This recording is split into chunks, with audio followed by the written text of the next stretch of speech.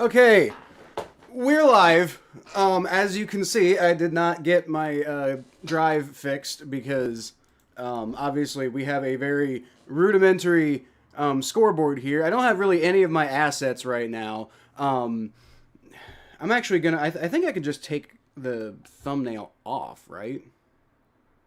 I can just take the thumbnail off, so we don't have Aaron Rodgers up there. Can I? Can I just take...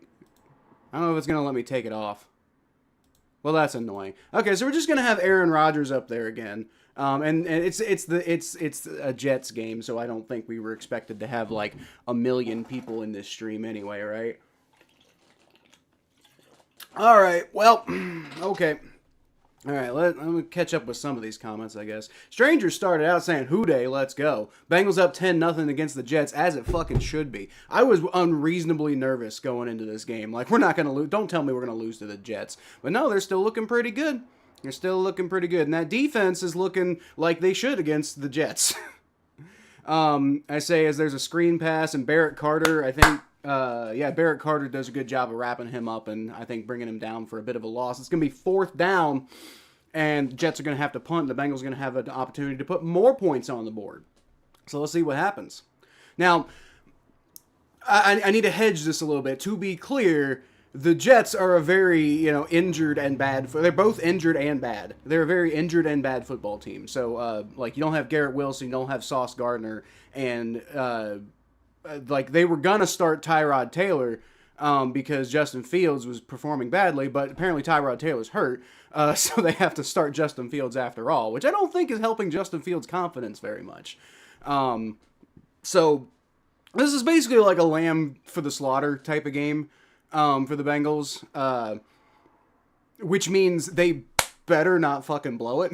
Like, this should be the type of game where Joe Flacco is just able to, like, get fully into, like, the zone and, like, boom, boom, boom, points, which we've kind of seen so far, but obviously that first drive, they weren't able to, like, cap it off with points, but the offense has been driving well today. It's just they couldn't finish off the last one with points, but, that's okay because the Jets have not scored anything and are probably going to have a very bad game today. I hope, because I still have the Mike White game deep in my memory, and it won't go away. So my prediction for this game, obviously, I can't put a prediction in here. My prediction always was going to be that the Bengals are going to win this game. I think I said that on Who Dey versus Who Dat.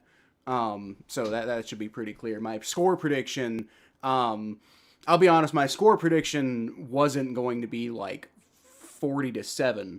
I still don't know if it'll get quite to that level or anything like that. My score prediction was probably going to be like 30 to 17 or something like that. I had a feeling the Bengals should easily win this game.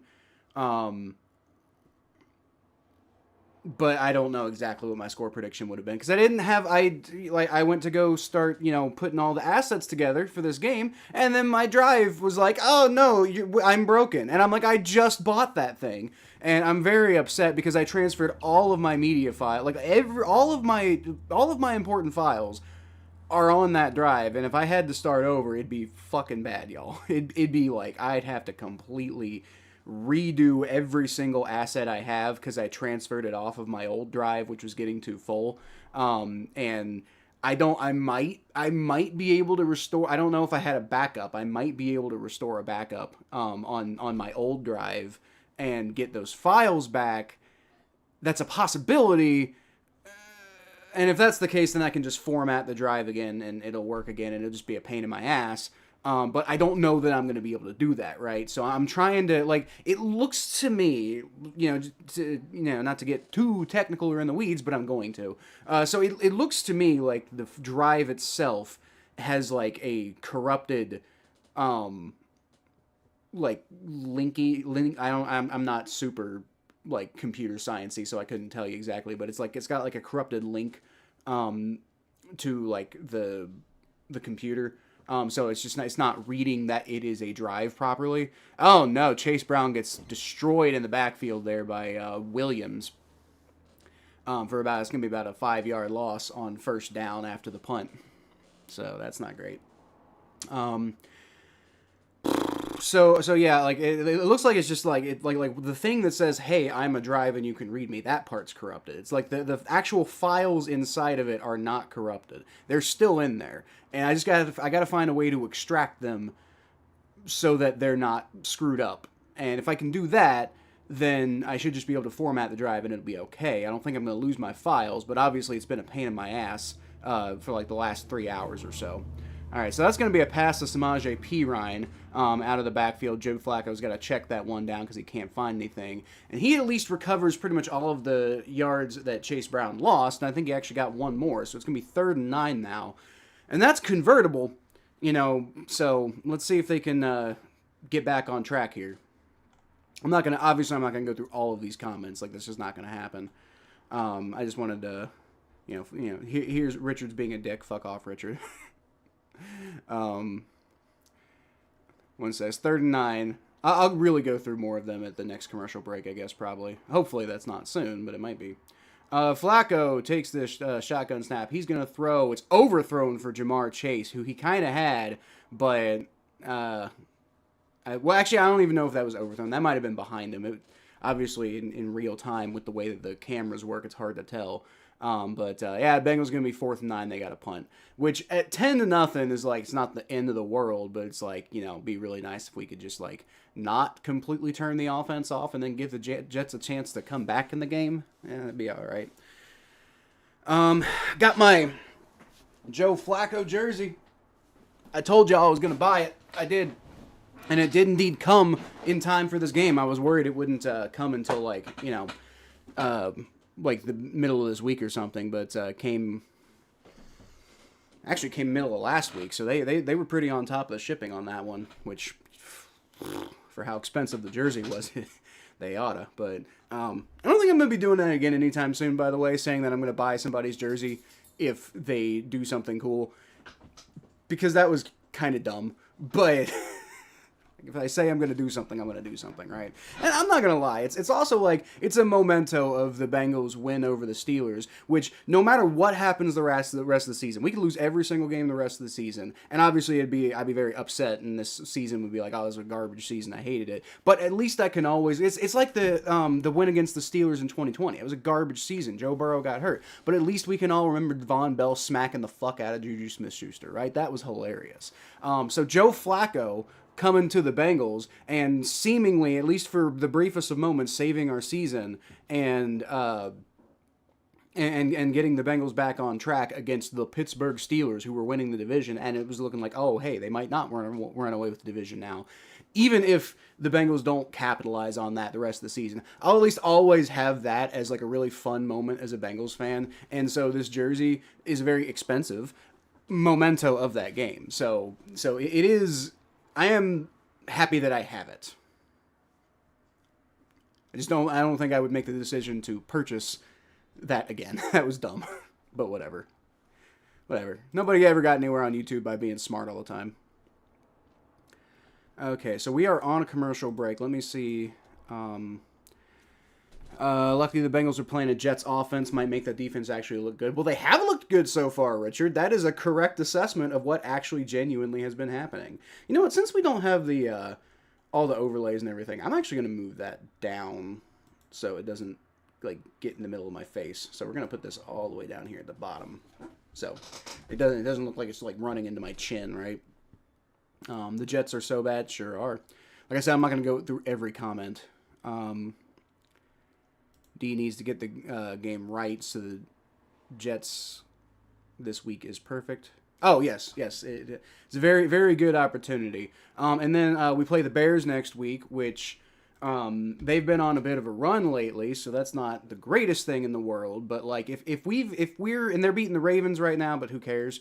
But like, I mean, like if we can develop some momentum, like if we can beat the Steelers, we can beat the Bears, right? Like the Bears and the Steelers I see is, roughly about as good as each other, right? At least the way the Bears are lately.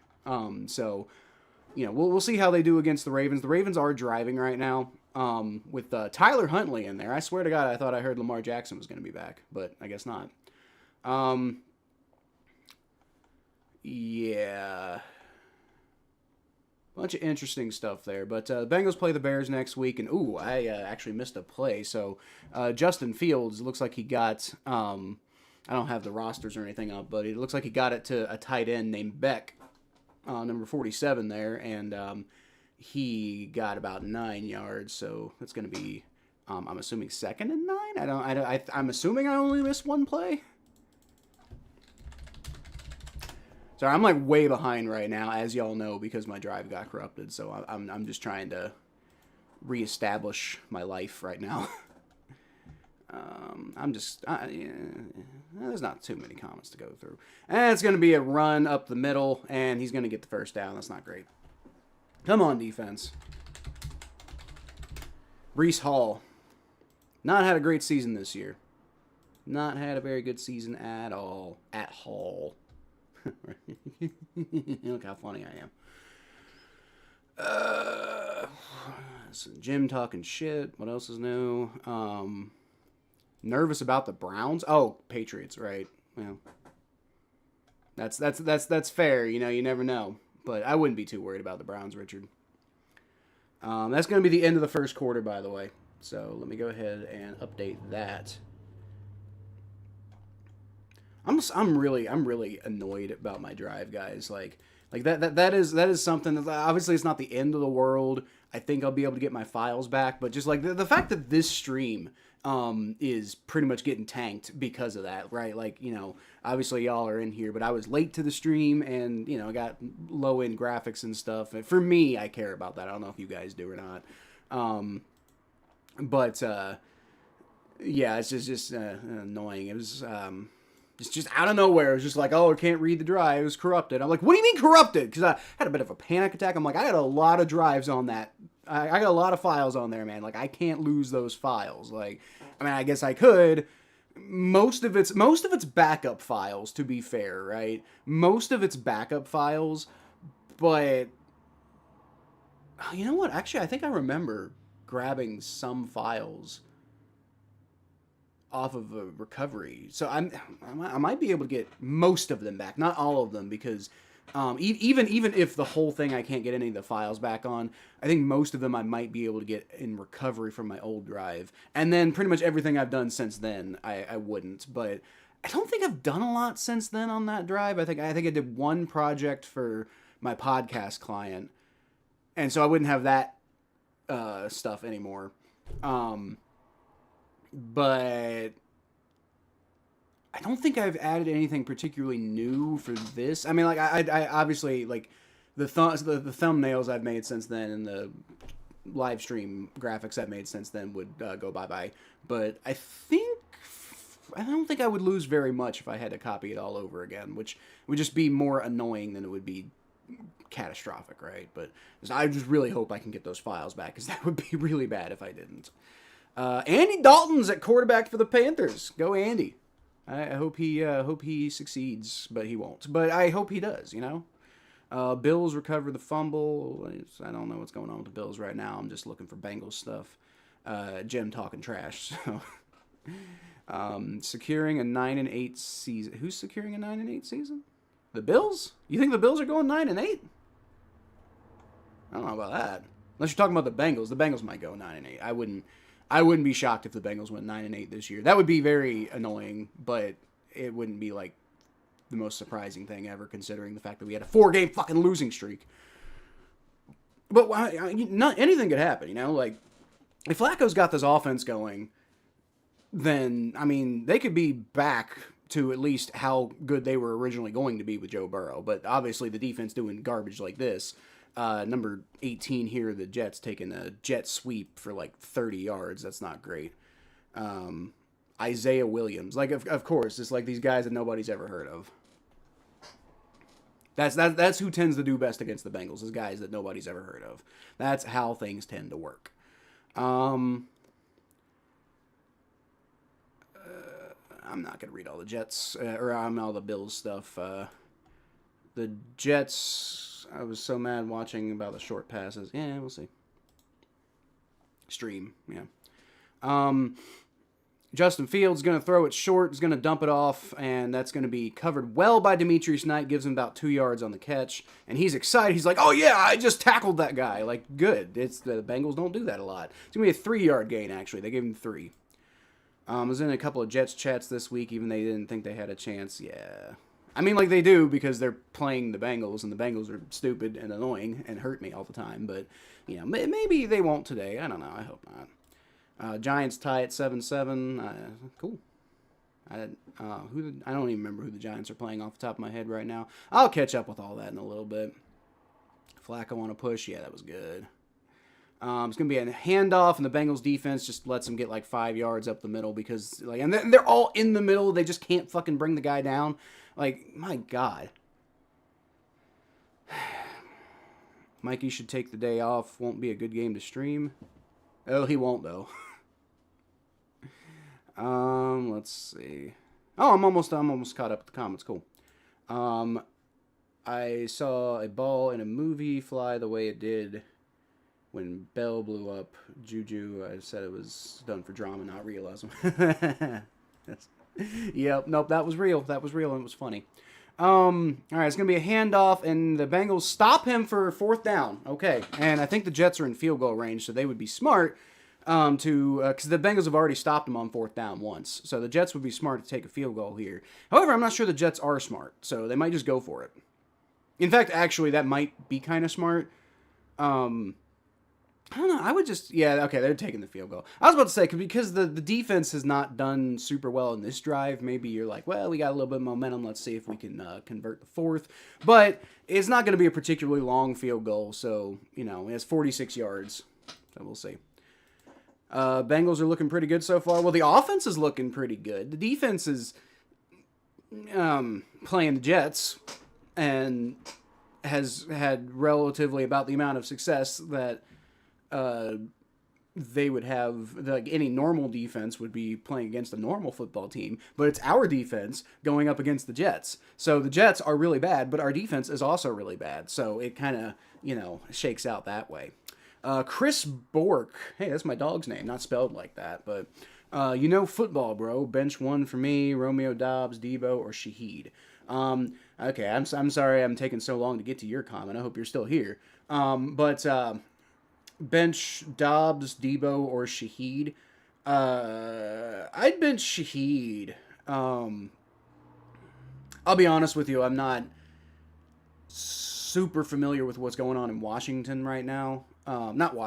Washington. I'm not super familiar with what's going on in Washington right now. So I don't, off the top of my head, I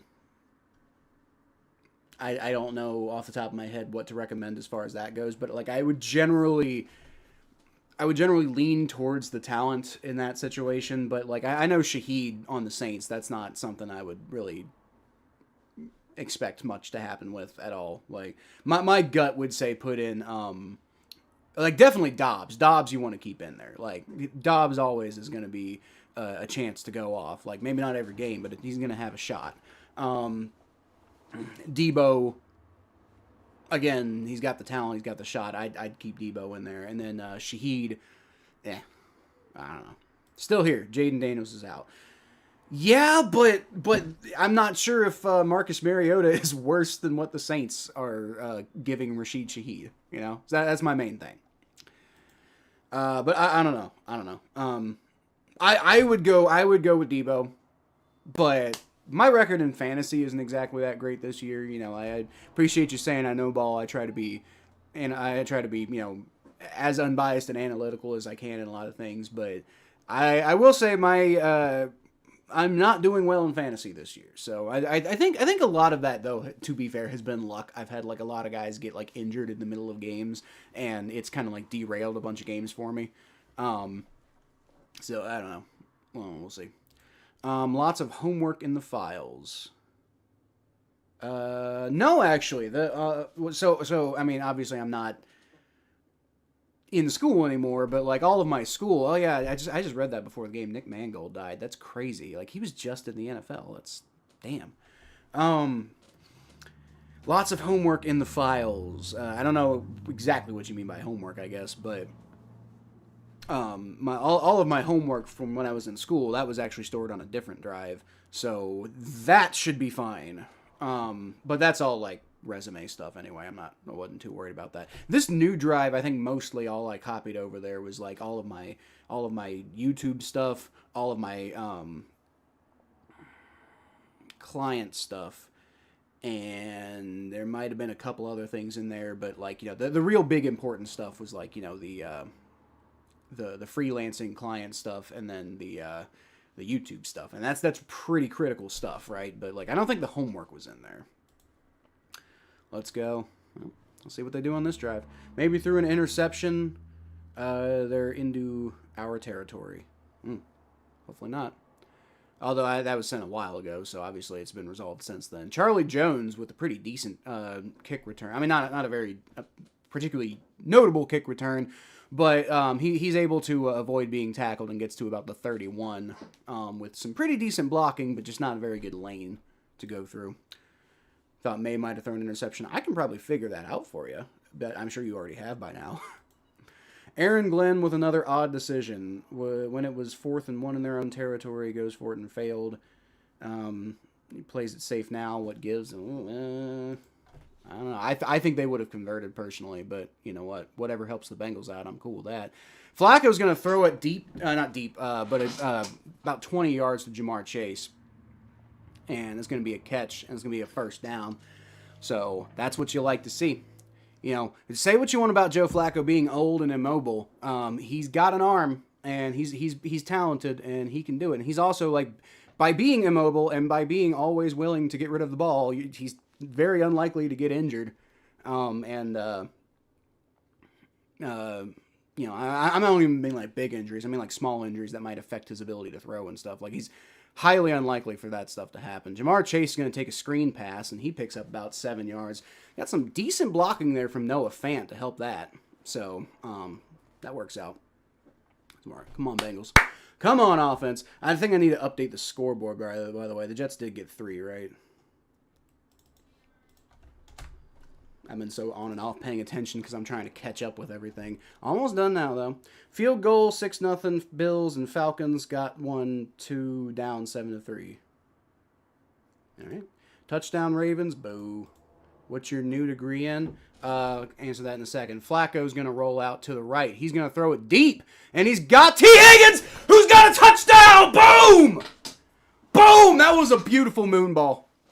That was a beautiful moon. I don't think I've seen a moon ball like that, like as pretty looking as that since Jeff Blake in Cincinnati. Now, I mean, obviously that wasn't like a deep like 80-yard shot. That was like a 40-yard shot, but it was about 45, about a 50-yard shot from Flacco from where he was standing, and Higgins just destroys number 23 there. Just like burns him like toast. Azarea Thomas, Azarea Thomas, I believe. All right. Well, the Bengals take a 17-3 lead with the extra point. All right, let's go. Let's go. See, that's what I'm saying. Like if Joe Flacco's not going to do the things that Joe Burrow did, but if he can get the ball into the hands of his weapons, which Joe Burrow didn't always do as much because Joe Burrow was a weapon all on his own.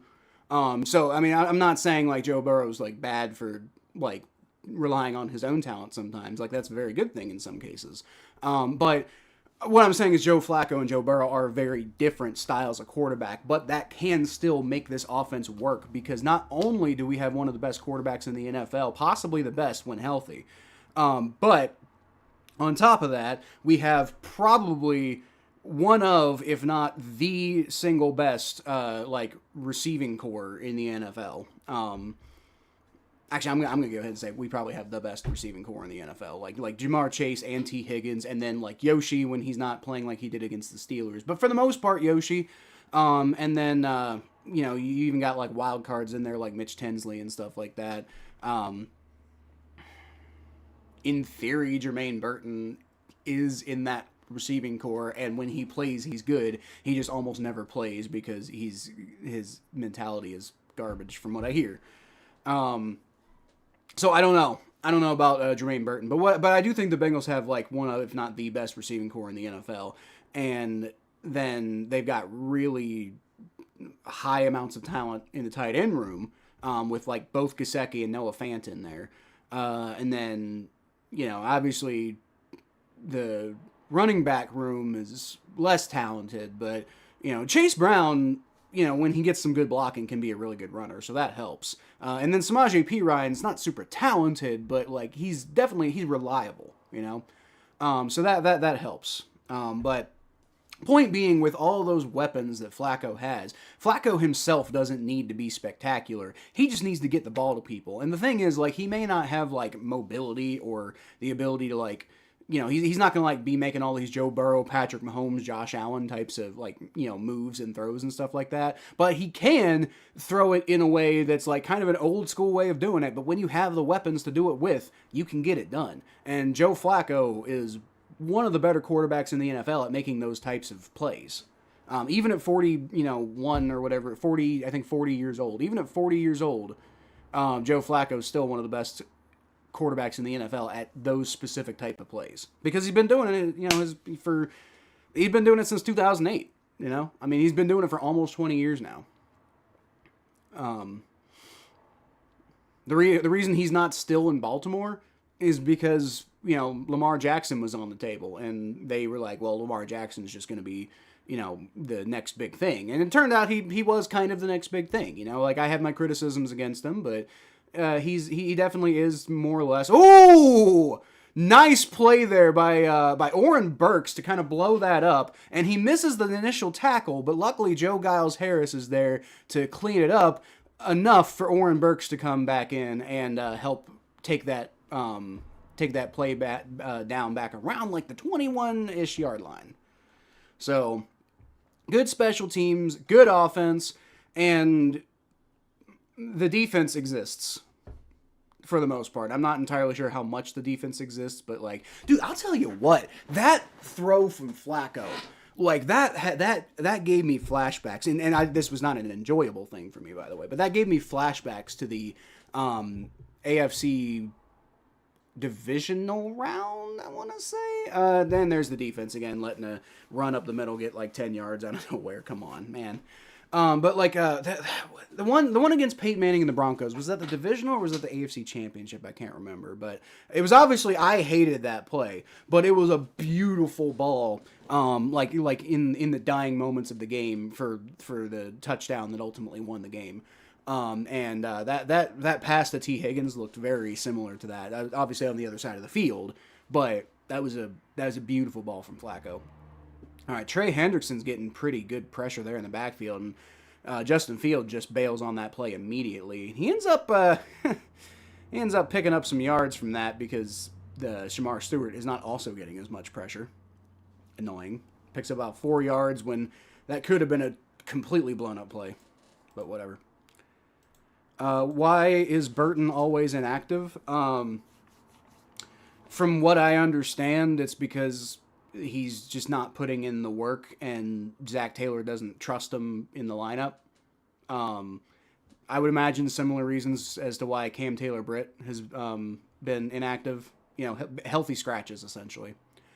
Because they're just not trusted at the moment. That's going to be about another 5-yard gain. 3rd and 1 now. Come on, defense. The defense is clamping down on May. Yeah, well, it's gonna y'all gonna enjoy playing our defense later this season. That's gonna be a thing. Burton has $1 million talent and a 10-cent head. That's exactly, from what I understand. I don't know the guy, but from what I understand, that's exactly why he's always inactive.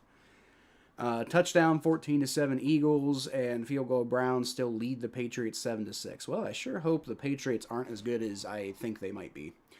Justin Fields going to take it himself and easily picks up the first down. Our defense sucks so bad, dude. Finally, my GOAT, Cam Taylor-Britt, is playing. Is Cam playing? I didn't see him in there. I did not see Cam in there. Maybe he was in there earlier. I don't see him. I don't see him. He might be active. But I do not see him on the field right now, at the very least. Yeah, I don't think he's in there right now. He might have been in there earlier and I missed him, but So, wait, your GOAT?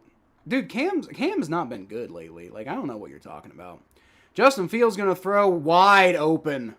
It's Williams again. And nobody can frickin' tackle him, man. Geno Stone gets dragged like 5 yards while he's like basically bear hugging the guy. Oh my god. Dude, this defense is so fucking trash, man. This is going to be one of those games, isn't it? It's going to be one of those games where I'm like when the offense is on the field, I'm going to be happy. When the defense is on the field, I'm going to be like, this is garbage. We're playing the Jets. When we play a better team, this is going to be really hard to overcome. Saw Cam, made a great play on the first snap. Okay. I didn't even see the first snap because I was trying to fix my drive, to be fair.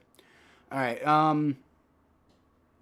It's going to be another rush up the middle, and the entire Bengals team is there, and yet they still give up 5 yards. Like, it's just that's what the defense does right now. Isaiah Davis on the run, by the way.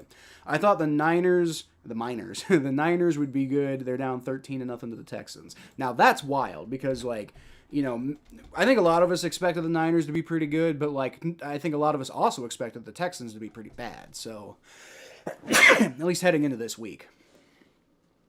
2nd and 5 from the 18-yard line now. Fields is going to do, like, a lot of faking out and whatever. Jordan Battle eventually has to, like, usher him out of bounds, but he picks up, like, 4 yards in the process, so it's going to be 3rd and 1 now.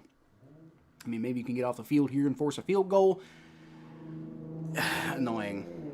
Looks like the Bills are up 12-3 on the Panthers. That's wild. It's a very unique scoreline. Not scoregami or anything. It's just very unique. Packers play the Steelers tonight. I hope the Packers wipe the fucking floor with them. I really do. I hope the Packers just eat them alive and they beg for mercy.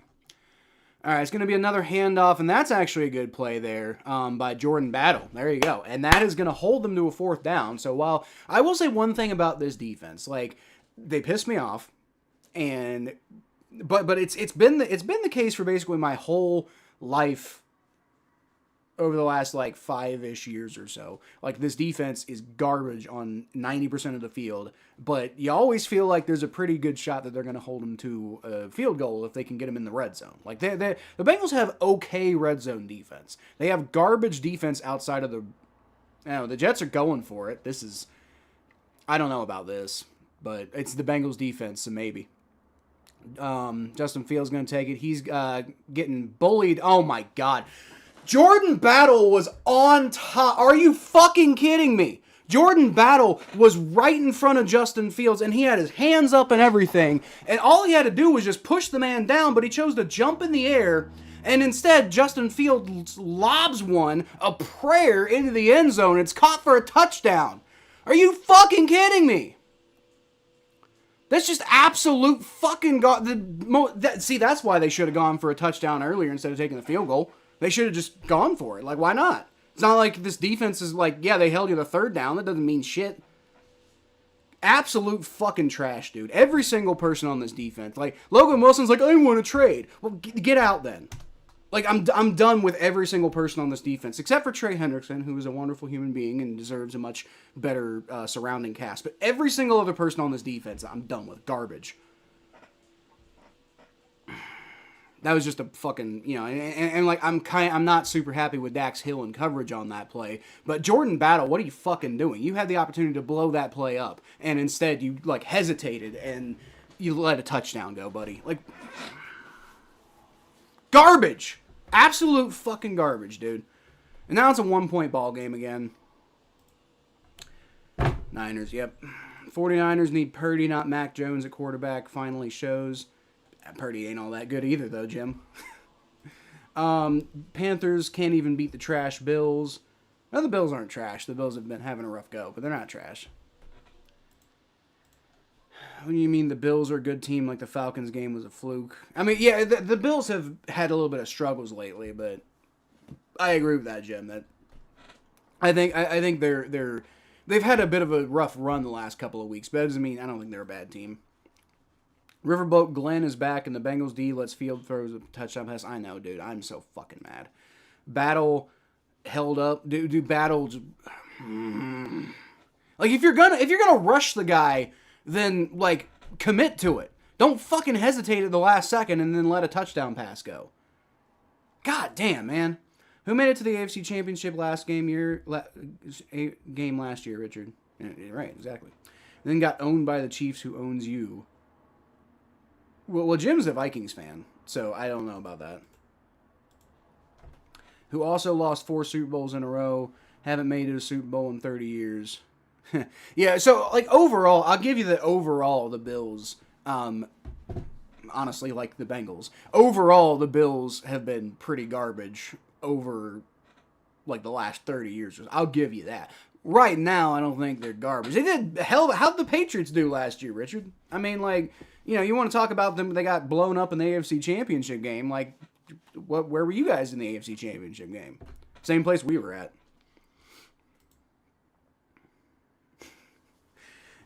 Jim, look, I appreciate you being in my chat. I just want to point that out. Like, when I push back against you, I want to make it very clear that I don't have a problem with you coming in my chat and saying the things that you want to say. So let's just get that out of the way. But let's pause for a second. We don't want to talk about somebody. You want to criticize somebody for bringing up, like, history lessons and that being, like, the whole shtick. Isn't that, like, 90% of what you do?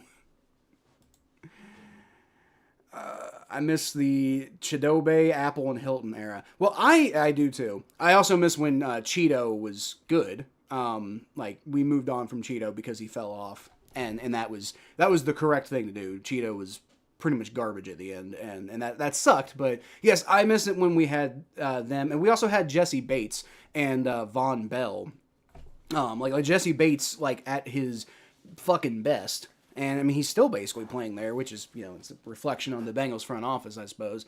But, like, you know, you had Jesse Bates. Part of the reason why that secondary was so good is because, like, Jesse Bates was always lingering there in the backfield, and then, like, Von Bell was, like, the perfect complement to Jesse Bates when he was at the level of play that he was at. So, yeah, I do miss that secondary, though. I really do.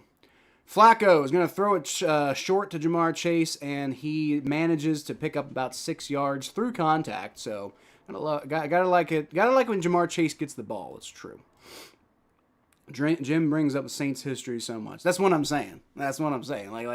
Like, you know, Jim, you're more than welcome to say whatever you want. Like, it's a free country, and, you know, free speech in my chat and everything like that. I wish you'd, like, stop, like, really pissing Mikey off so much. Like, I understand pissing people off and trolling is fun, but, like, I'm trying to do a podcast, and sometimes it just derails because of how much you piss him off.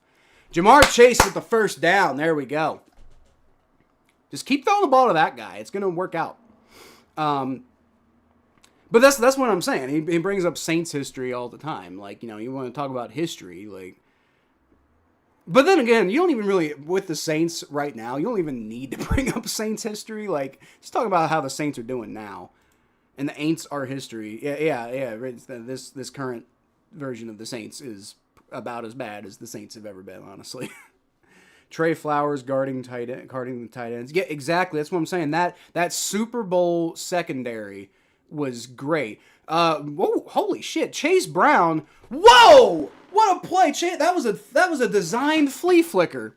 That was a designed flea flicker. And Chase Brown went to go pitch it to Joe Flacco, and then saw that Joe Flacco was about to get blown up because Orlando Brown Jr. missed his block. So instead, he just decides to keep it, breaks a tackle, and manages to get a first down on the play. That's an incredible play by Chase Brown. Like, what a heads up.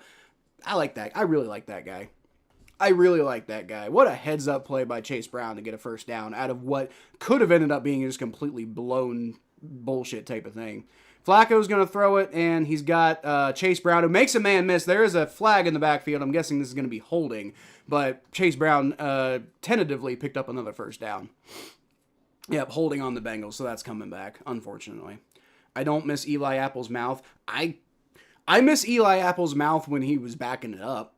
The problem was, you know, he kept talking trash after they stopped performing, and that didn't end up, you know, helping out so much. But I do miss Eli Apple's like mentality to some extent. Like when they were good, Eli Apple was good at like keeping them like, really ready and everything. Like I miss that about Eli Apple. I do. The problem is a lot of the times his play didn't back that up.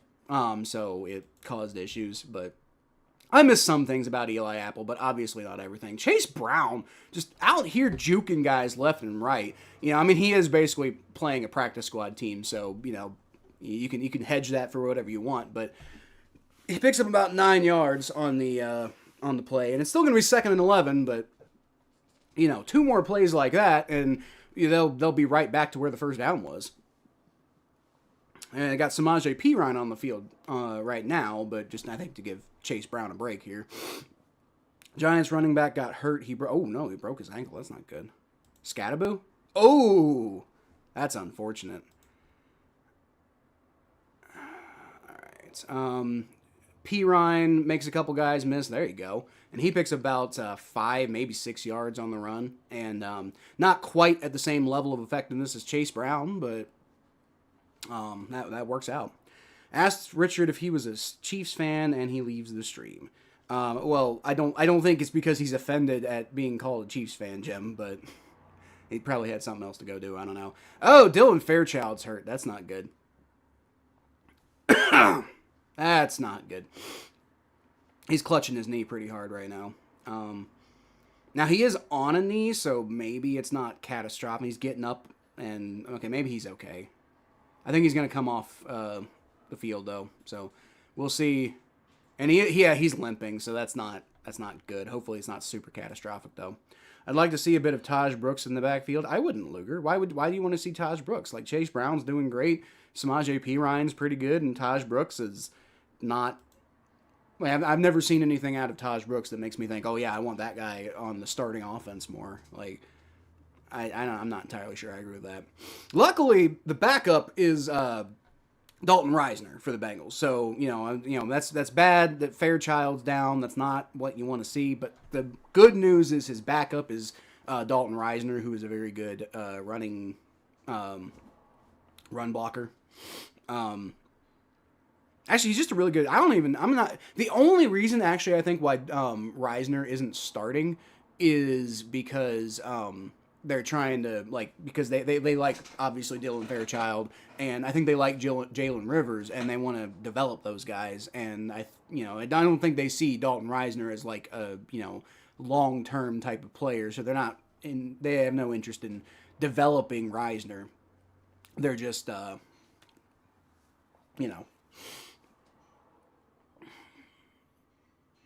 they're keeping him as an insurance policy, but it's one of the best insurance policies in the league. So hopefully that I don't eat my words on that. But personally, I'd like to see Risner in the lineup more from a trying to win football games right now perspective, because I think he's better than Jalen Rivers.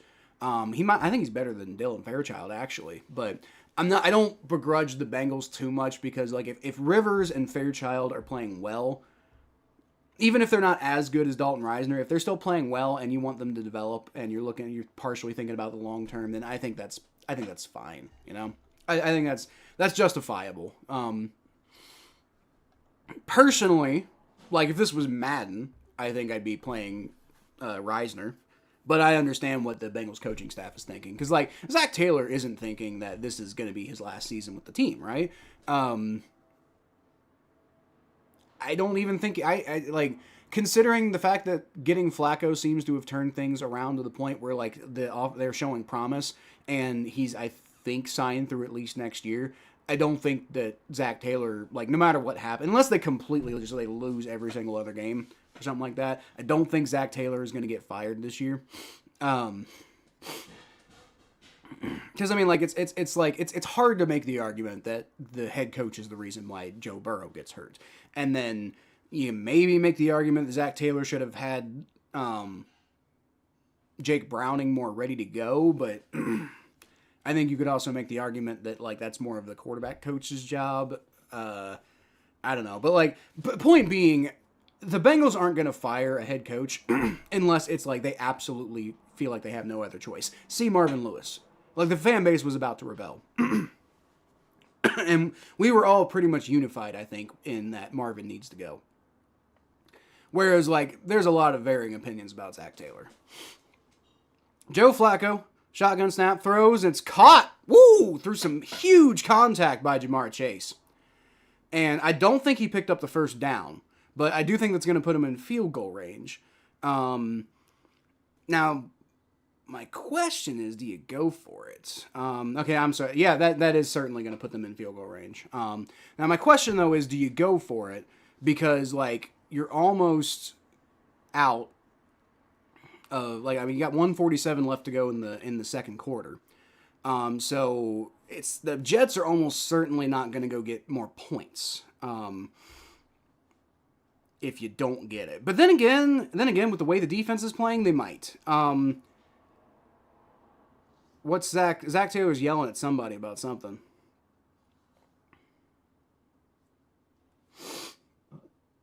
Zach Taylor is very upset about something, and he's yelling at the refs about something, and I don't understand why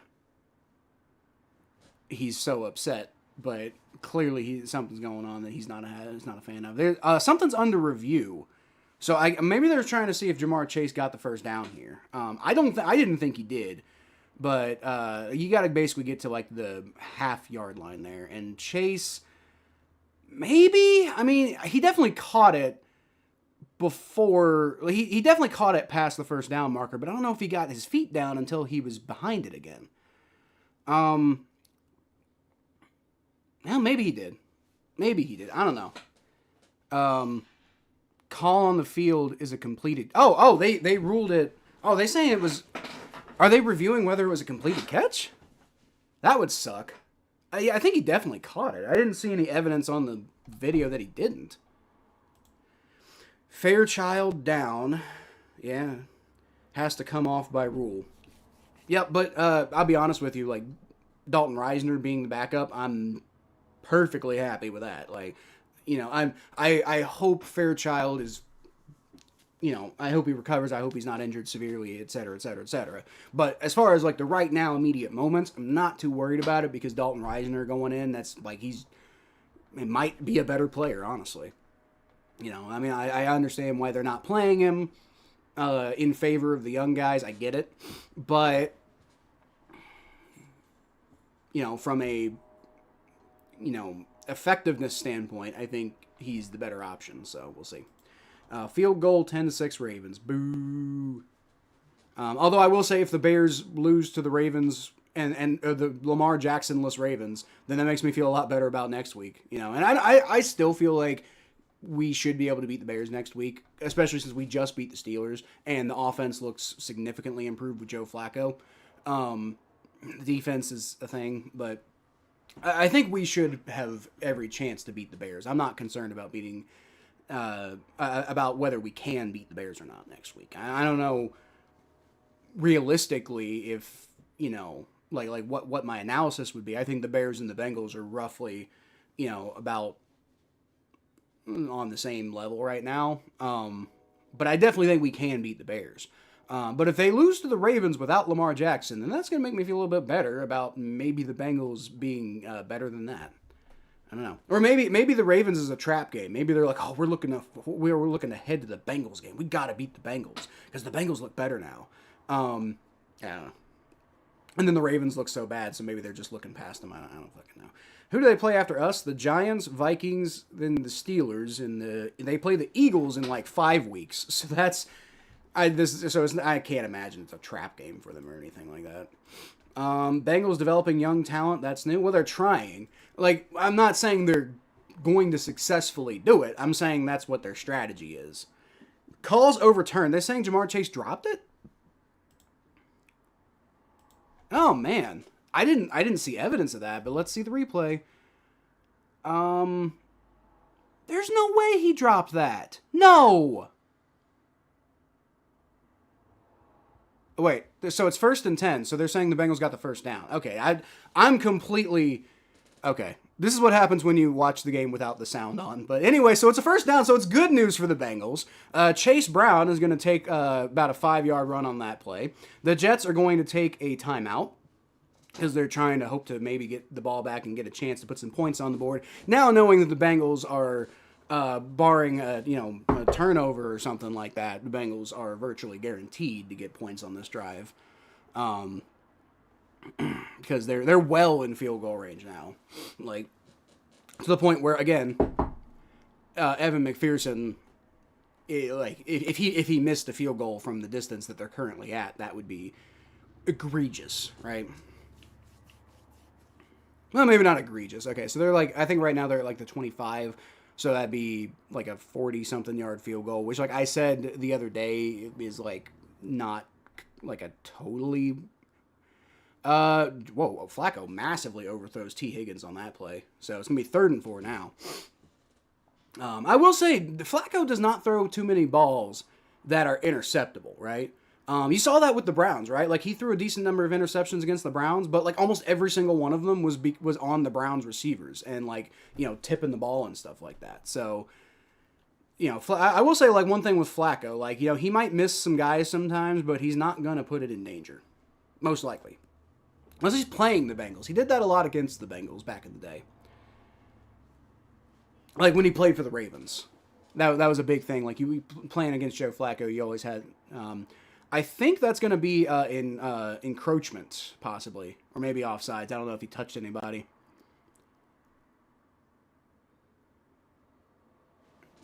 In neutral zone infraction. Okay, there's like 3... You can call encroachment, you can call neutral zone infraction, you can call offsides. There's like 3 different words for basically the same type of penalty. But yeah, he didn't... he did kind of touch Jalen Rivers, though. I don't know what the definition of encroachment is, but it might be encroachment. I don't know. It doesn't really matter. The point is, it's a penalty on the Jets, and that didn't appear to move the ball, so I'm really confused. Flacco is going to throw it short to Jamar Chase, who makes the guy miss so he can pick up half a yard. So that was just a broken play. Didn't work out. They did get 5 yards. Okay. Because they were at the 25, now they're at the 20, and now they're at like the 19 and a half. So they did get 5 yards, and they got a first down. So 1st and 10, and now it's 2nd and 9. But that works out. That works out. Now, what I would do is I'd try to stay in bounds as much as possible. I know Jamar Chase trying to get yards and stuff, but in general, I think the general thing, like I'd run the ball, honestly.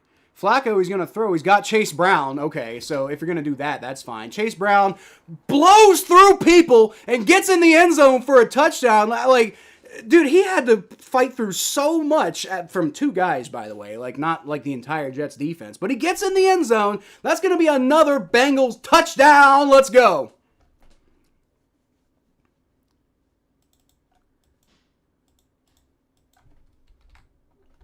All right, it's 23-10. Let's go. They gave us a first. Looks like it. Gotta say, it's my favorite Bengals uniform combo. I disagree. I like the orange pants look weird to me. I don't dislike them. I'm just saying compared to the other styles. I think my favorite, all right, kick is up and that's good. So it's going to be 24-10. The Bengals are doing pretty well here. We got 1:15 left to go in the second quarter, and hopefully we'll be able to do something cool with that. Yeah, I like the. I think I like the classic like black jerseys, white pants. I know that's like standard and probably kind of boring and stuff like that, but the orange pants they're fine. I don't like them as much. In the old style uniforms, like the old like Andy Dalton era stuff, with like my Giovanni Bernard jersey here. This was my favorite style, like the orange jerseys. I like the orange jerseys the best with old style. But the new style, I think these black jerseys are pretty slick, dude. Like I really like these new school black jerseys. And then the pants, I think my preference is the white pants, but it's not a big deal really either way. Richard's a Patriots fan, Jim. Chase Brown. Touchdown, Chase Brown. Let's go, baby. Joe Burrow looking miserable on the sideline. I feel bad. But at least the Bengals are winning. I love Hat Dog in Brown to fight Oh, you love that dog and Brown to fight for the touchdown, dude. Dude, Chase Brown's been like, I think he's learned something from Samaje Perine because he like keeps his legs moving no matter what happens, and that's always been a Samaje Perine thing. Andy Dalton threw an interception, bring back memory, Bengals fans, kind of. I love Andy Dalton, but the reason I love Andy Dalton, I think, is because I love Andy Dalton. Like honestly, that was a great route by Chase Brown too. By the way, he got on the inside of that defender pretty easily. That was a great play by Chase Brown. Not even close. I love this uni combo. You're allowed to have your opinion. I mean, I don't think they have one that I don't like actively. Like, I don't think they have a uniform combo that I just don't like. I think I like them all. Trey Hendrickson gets a nice little rush there, but isn't able to get anything done with it. But luckily, was that Barrett Carter? I think Barrett Carter does a good job in coverage. Good to see. Or is that Oren Burks? It's 49, which is Barrett Carter. Okay, Oren Burks is 42. All right. Yeah, Barrett Carter definitely been showing up a little bit more lately, which is nice to see. Nice to see the guys develop. Got both Demetrius Knight and Barrett Carter. Both of the rookies out there at linebacker. Justin Fields, I don't know where the hell he was throwing that. That was an awful throw. So that's going to be 3rd and 10 now. Defense looking much better on this drive. But to be fair, on that play, I don't know if that was the defense. I think it was just a bad ball. Cam Taylor-Britt is out there, by the way. So I'm finally seeing, I know he was in there earlier, but I see him now. I see Cam Taylor-Britt now. It's the first time I'm seeing him today. First great unis since the stripes went on the helmets. Those are great too. Yeah, the stripes on the helmets, that's like the coolest helmet in the NFL, in my opinion. And that's separate from me being a Bengals fan. I just think that's just it's such a cool idea to put tiger stripes on the helmet like that. Oh, my God. Coverage breakdown, and Justin Fields finds, I think, Isaiah Williams again. Yep, Isaiah Williams again. He's definitely, the beneficiary of the Bengals. Josh Newton just completely... I think it was zone coverage, to be fair, so I don't think that was Josh Newton's zone. But whoever zone it was just not where they needed to be. That was bad. I have Flacco and Brown in fantasy. Well, Flacco's a good person to pick up in fantasy. I did pick up Joe Flacco because I previously had Justin Fields, and that turned out to be a pretty good decision for me. Brown, it's kind of up and down, but it's not his fault. It's a lot of the run blocking has been bad. And there's another coverage breakdown, this time Geno Stone, of course. Like, I'm really kind of getting sick of Geno Stone, guys. Well, they're at the 35-yard line now, so with the clock running, it seems likely that they'll probably get points before the half. Come on, defense. Justin Fields takes a shotgun snap. He's going to roll back. He throws. That's caught. Barrett Carter brings him down, but only after a 5-yard gain, so that's going to be easy field goal range now. 16-0, Texans lead 49ers. It's weird.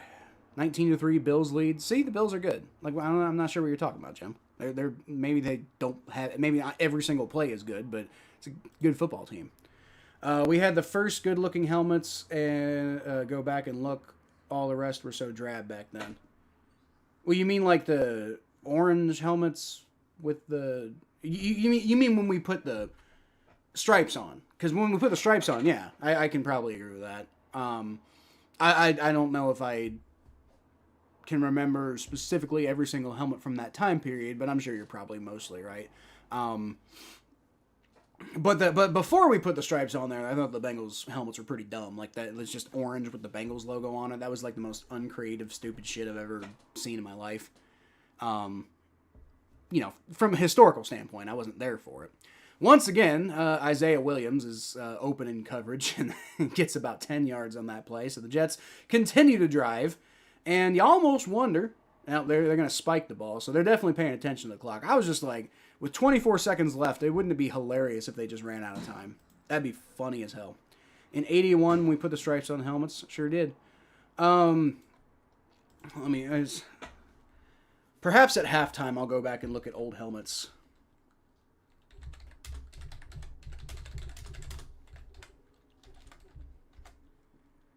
Let's see what they do here, though. So, the Jets are actually...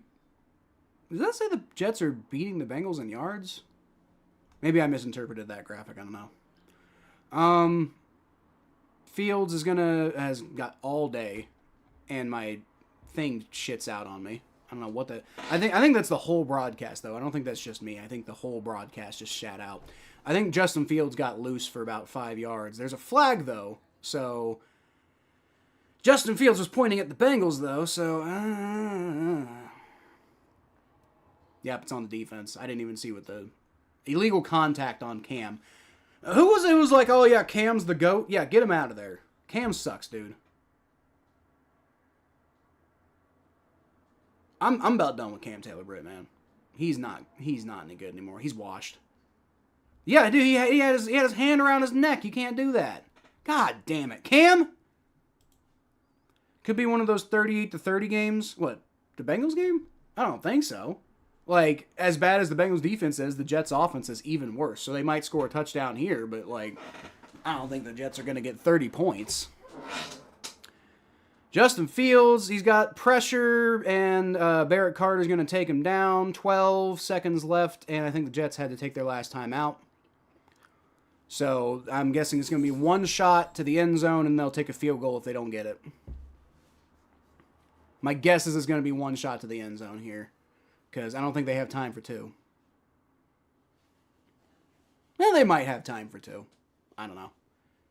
We'll see. 2nd and 5. If they can get a real quick pass off and it's incomplete, then they might have time for two. Or, knowing the Bengals defense, they'll just get a touchdown. Trade Cam Taylor-Britt for Tariq Woolen. I don't know too much about Tariq Woolen, to be honest with you. Like, off the top of my head, I'll have to look him up. I mean, I recognize the name. I just don't know what his, like, plays like. Justin Fields. Being real patient. Finally takes a shotgun snap, and no pressure. God damn. All right, and that's going to go through the back of the end zone.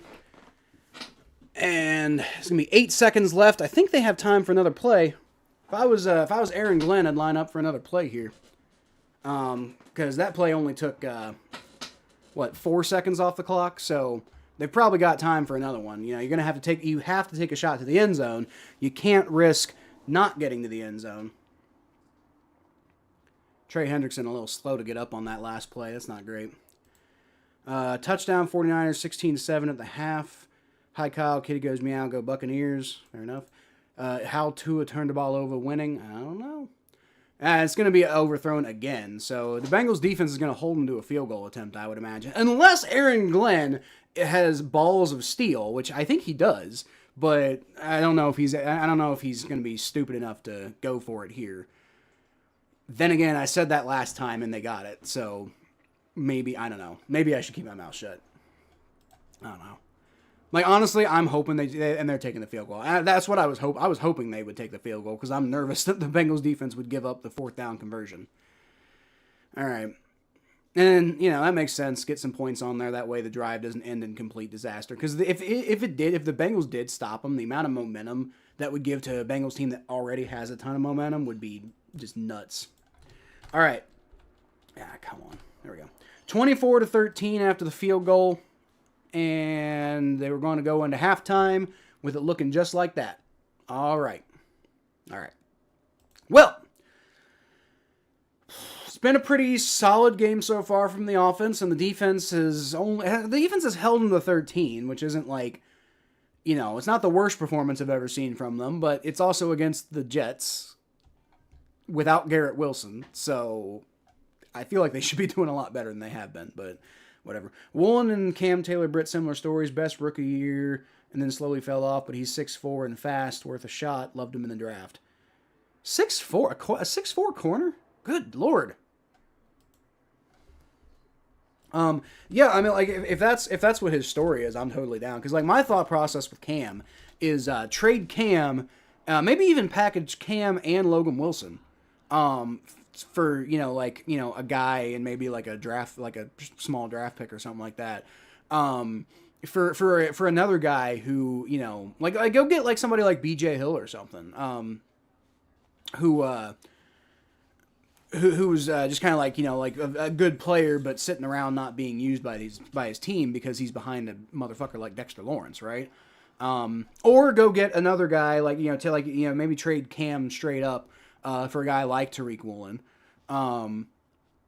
who has fallen off. But maybe what they both need is just a change of scenery. You never know. Good Lord, 6'4". Sure is 6'4". God damn. 6'4" and fast. Yeah, I'd take Tariq Woolen. You know, just to see what happens. I mean, our defense needs some help. You know, our secondary needs some fucking help, and Cam's not helping. Cam's making it worse. Like, I want Cam to go back off the field after that shit, you know? Like it worked out because they ended up giving up only a field goal, which they were probably going to give up at that point anyway. So it doesn't end up being the worst thing in the world, but it's just like, you can't do that in that situation, Cam. Like, you're lucky that the time was almost out and the Jets were limited by time. But if that had happened in like midway through the third quarter, that probably ends up being a touchdown drive. Because they're not as desperate, and Justin Fields doesn't have to like hawk it to the end zone like in desperation, right?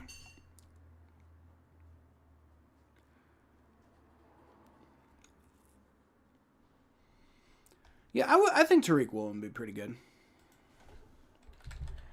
Looks like he got benched by the Seahawks, but, you know, I mean, worst case scenario, if we trade Cam Taylor-Britt for Tariq Woolen and Tariq Woolen's not any good, then nothing really changed, right?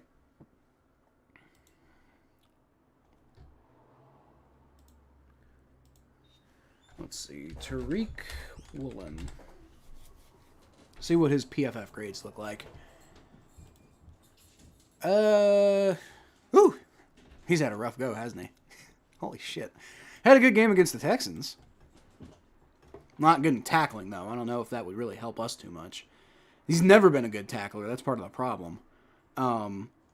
He was much better in coverage in his first couple of years, but this year he's been bad. So I don't know if that he'd be the best fit, but I see the logic. So somebody like Tariq Woolen, I think, would be a good move. Nothing else I could see Woolen as the new Flowers. That's fair. I also miss Trey Flowers. Trey Flowers was a really good, like, utility type of corner. You know, I kind of miss having him as, like, insurance. Now, he was awful. If you recall, he was awful every time they asked him to play on the outside. It was like, Trey Flowers on the outside, you might as well just, like, put the points on the board for the other team now, right? But when he was covering tight ends, he was pretty damn good, you know? All right, well, let me look at these scores real quick, and then if I have time, I'll look at these helmets, because I said I was going to do that. I feel like the Bengals should be running away with this game more than they are, but whatever. I'll take 24-13. You just got to come out in the second half and just perform like at least 75% as good as you did in the first, and you'll be fine. James Cook with the big run. I see that now. All right, so you've got the Dolphins currently leading the Falcons 17-3, which Mikey's going to have a field day with that. For me on Monday. So for me tomorrow, and then for y'all on like Thursday when you see the episode, and then see him again later in the live stream. Yeah, that's. I mean, as long as that score holds, but it's 17-3 at the half. I can't imagine, like the Falcons give up leads where they only, like the Falcons give up leads where the other team only has 3. They don't typically come back from them. Saquon Barkley with a gigantic run too. Like that seems to be a theme today. Patriots up on the Browns 9-7, which is good news in a lot of ways because A, fuck the Browns. B, the Patriots not performing well gives me some hope that when we play them in a couple of weeks, it'll be perhaps good for us. Like with Joe Flacco, and maybe the defense can get it together a little bit, and maybe we can take them down. I don't know. Let's see. So we play them in next week's the Bears, then we play the Steelers again, then the Patriots. So in 3 after this game, it'll be in 3 weeks we play the Patriots. So hopefully they're looking bad by then. That would help me out a lot. Eagles up on the Giants 21-10. I don't think anybody's surprised by that, especially if Scatterboo got hurt. Ravens up on the Bears 10-6. I'd love to see the Bears win that game for whatever, because keeping the Ravens down is like something that I'd like to see. Because when Lamar Jackson comes back, you got to imagine they're going to start winning games again. So if like they can be like 1-6 after this game, then I mean like they're going to basically have to win every game with Lamar Jackson to have a shot, right? Not every game. They have like I think room for like 1, maybe 2 losses. Most likely 1 loss. But they're winning now, and they're in the third quarter, and they're currently at the Bears 21. So, looking like they're doing pretty well. But maybe the Bears can hold them to a field goal, and then it's only a 7-point game. That'd be pretty good. And then maybe the Caleb Williams can exist. You know, maybe you can do something, Caleb, instead of be garbage. And then the Texans up on the 49ers 16-7, which I did not expect, but that's why I love the NFL, because you never know what's going to happen. Like, you really don't. Buccaneers Saints play at 4. Cowboys Broncos play at 4:30. Titans Colts play at 4:30, and then Packers Steelers play tonight, which if I didn't already have other plans, I might even consider streaming just because that's going to be such a fun game, right? But I'm not going to do that. Tomorrow night, Commanders and Chiefs play, and I don't know if that's going to be a good game because there's no Jaden Daniels, but if the Commanders win, it'd be a very funny game. Flacco is now the oldest Bengal ever to score a rushing touchdown. What a stat. I mean, obviously, duh. Like, I mean, who's the next oldest guy? Like the Bengals don't typically keep guys...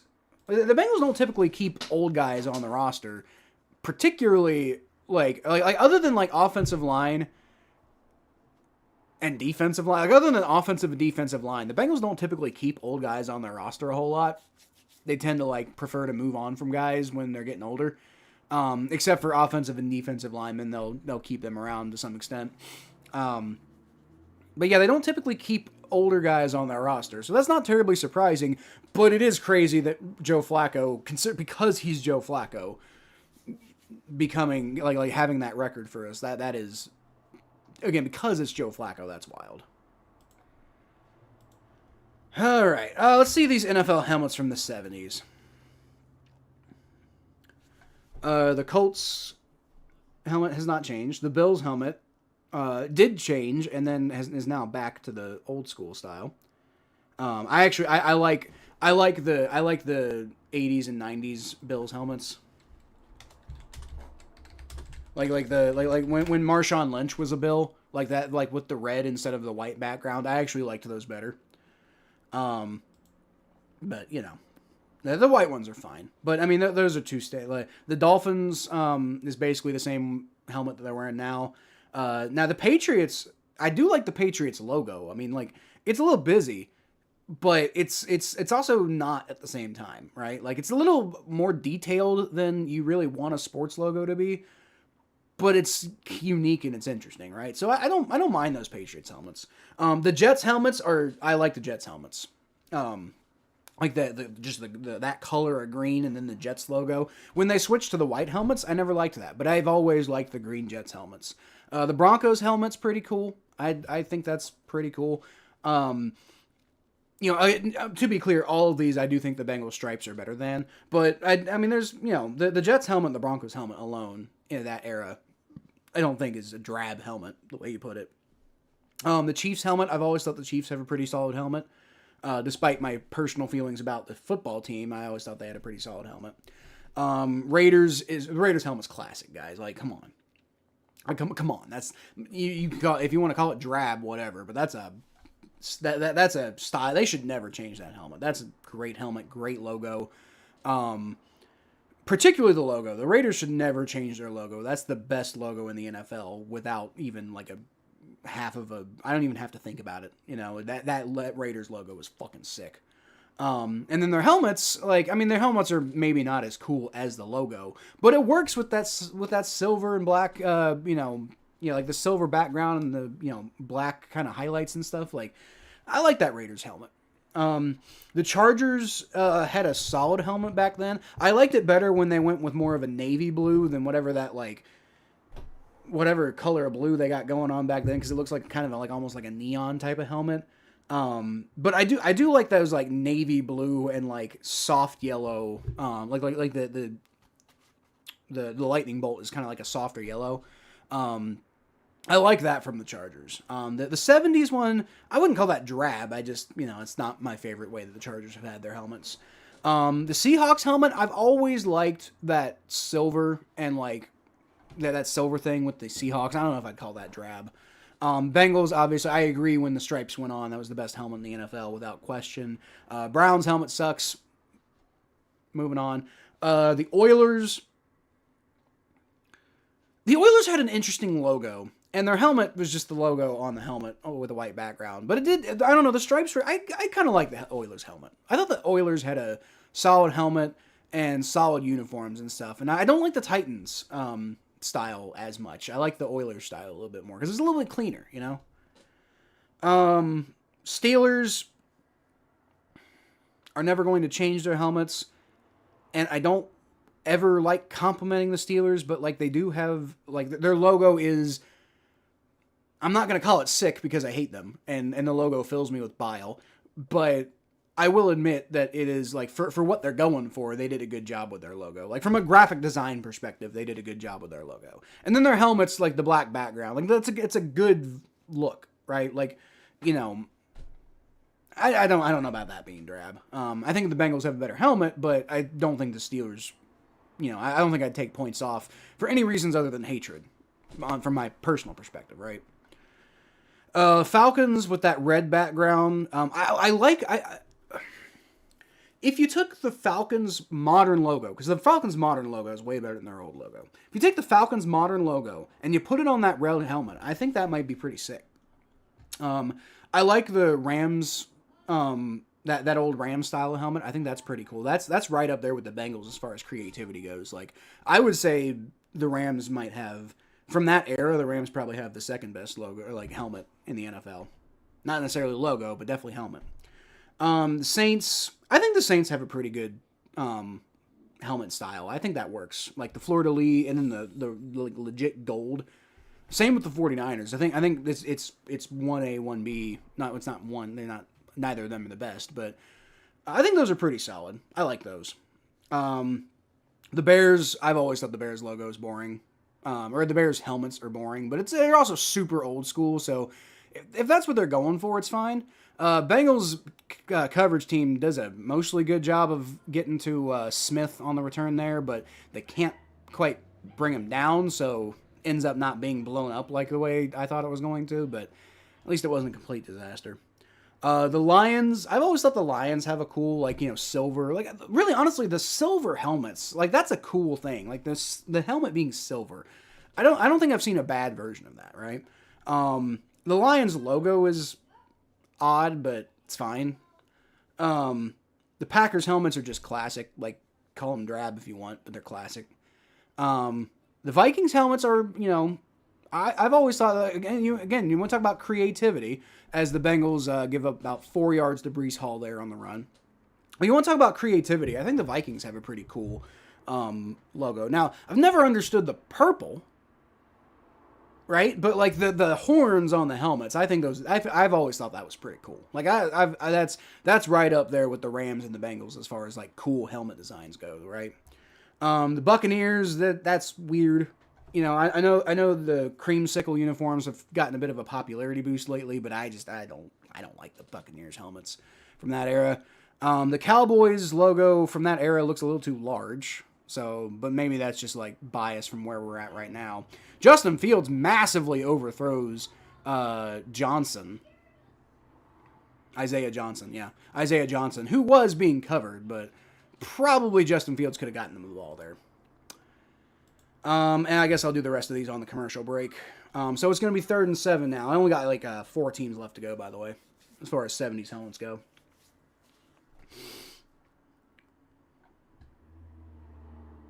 Now, I guess I could go a little before the 70s, and we could be talking about like some of the older ones. So maybe I'll do that on a commercial as well. I don't know.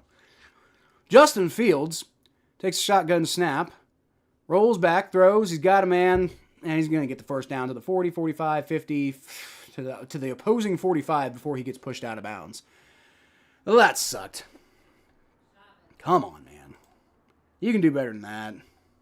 Stupid. Annoying, dumb, bad, incorrect. Fucking defense, dude. That was Barrett Carter who should have been in better coverage on that play, so that's a ding on him. Field goal, 13-6 Ravens. The Bears are going to bear, man. Helmets are brighter, more popping shades than 80s and before. Is that bad? You said they were drab, right?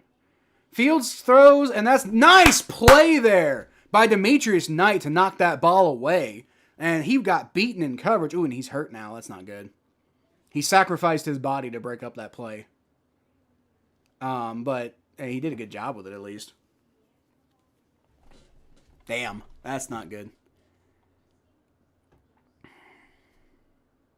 He's in a lot of pain too. What happened? Might have come down hard on his elbow.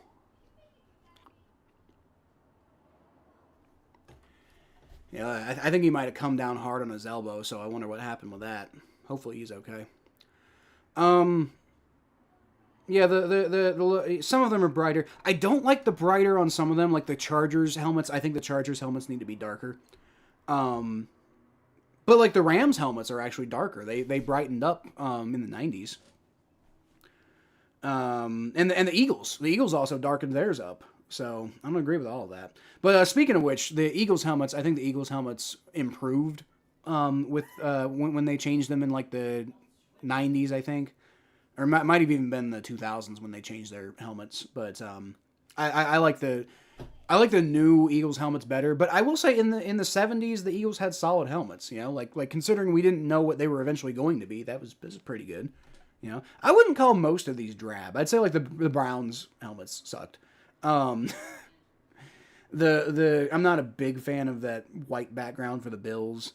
The Colts is kind of a boring helmet. Always has been though, still is.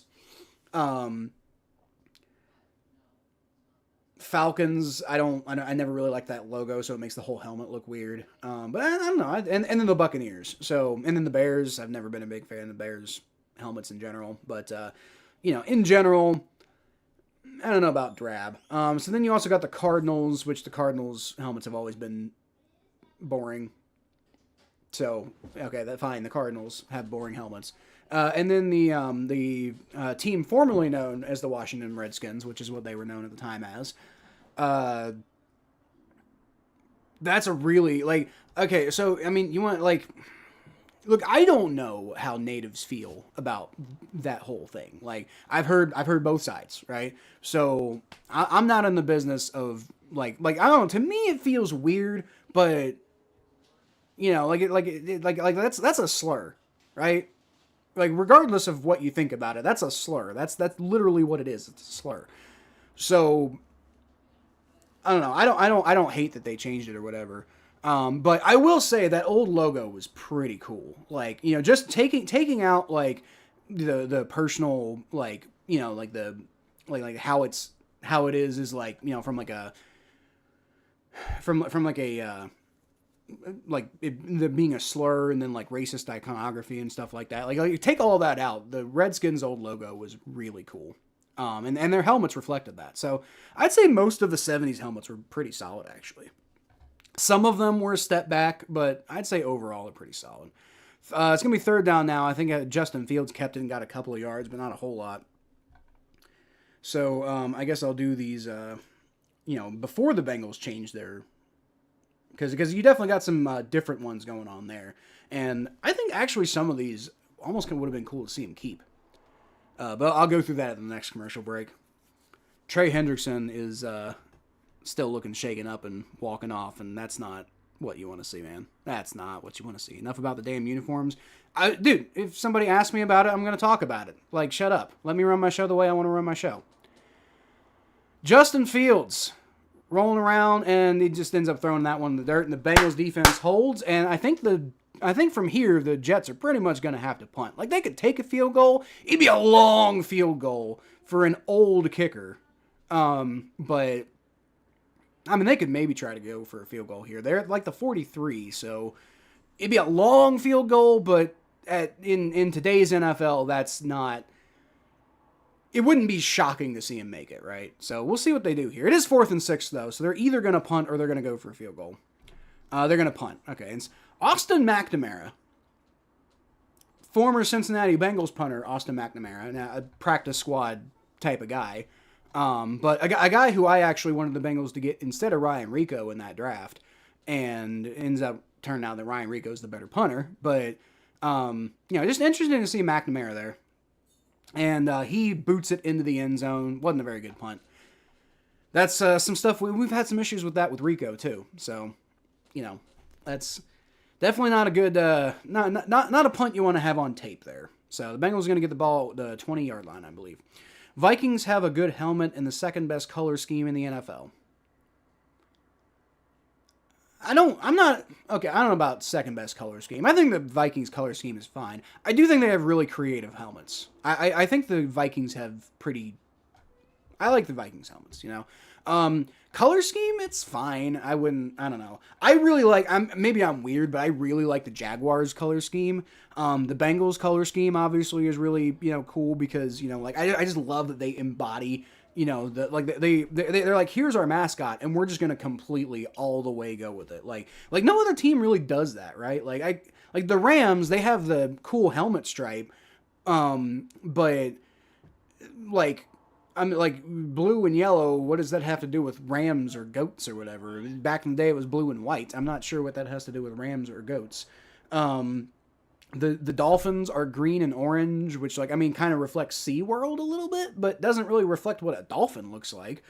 What else you got? The Jaguars, like I said, I like their color scheme, but it's not, it doesn't fit like the Bengals fits. The Eagles are green and white, which has nothing to do with Eagles.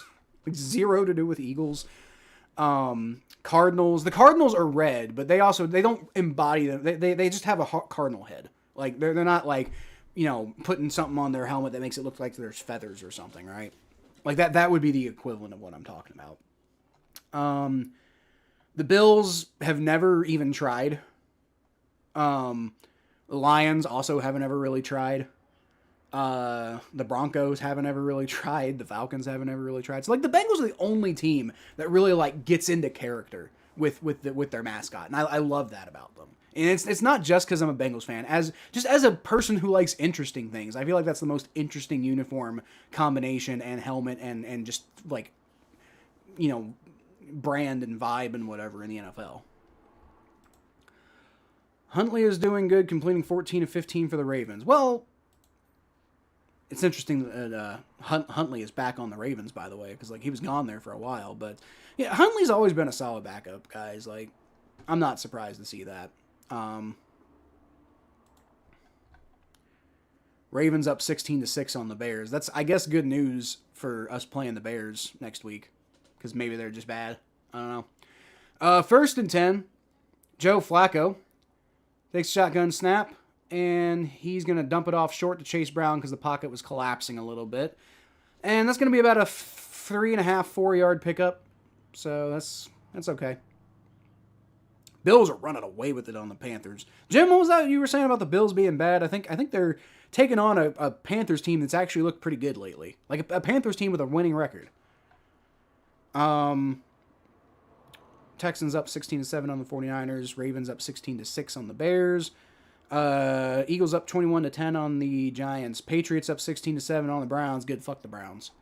Dolphins up 17-3 on the Falcons. Joe Flacco takes a high shotgun snap. He's going to throw it short to Jamar Chase this time. He's all about those short check down options today.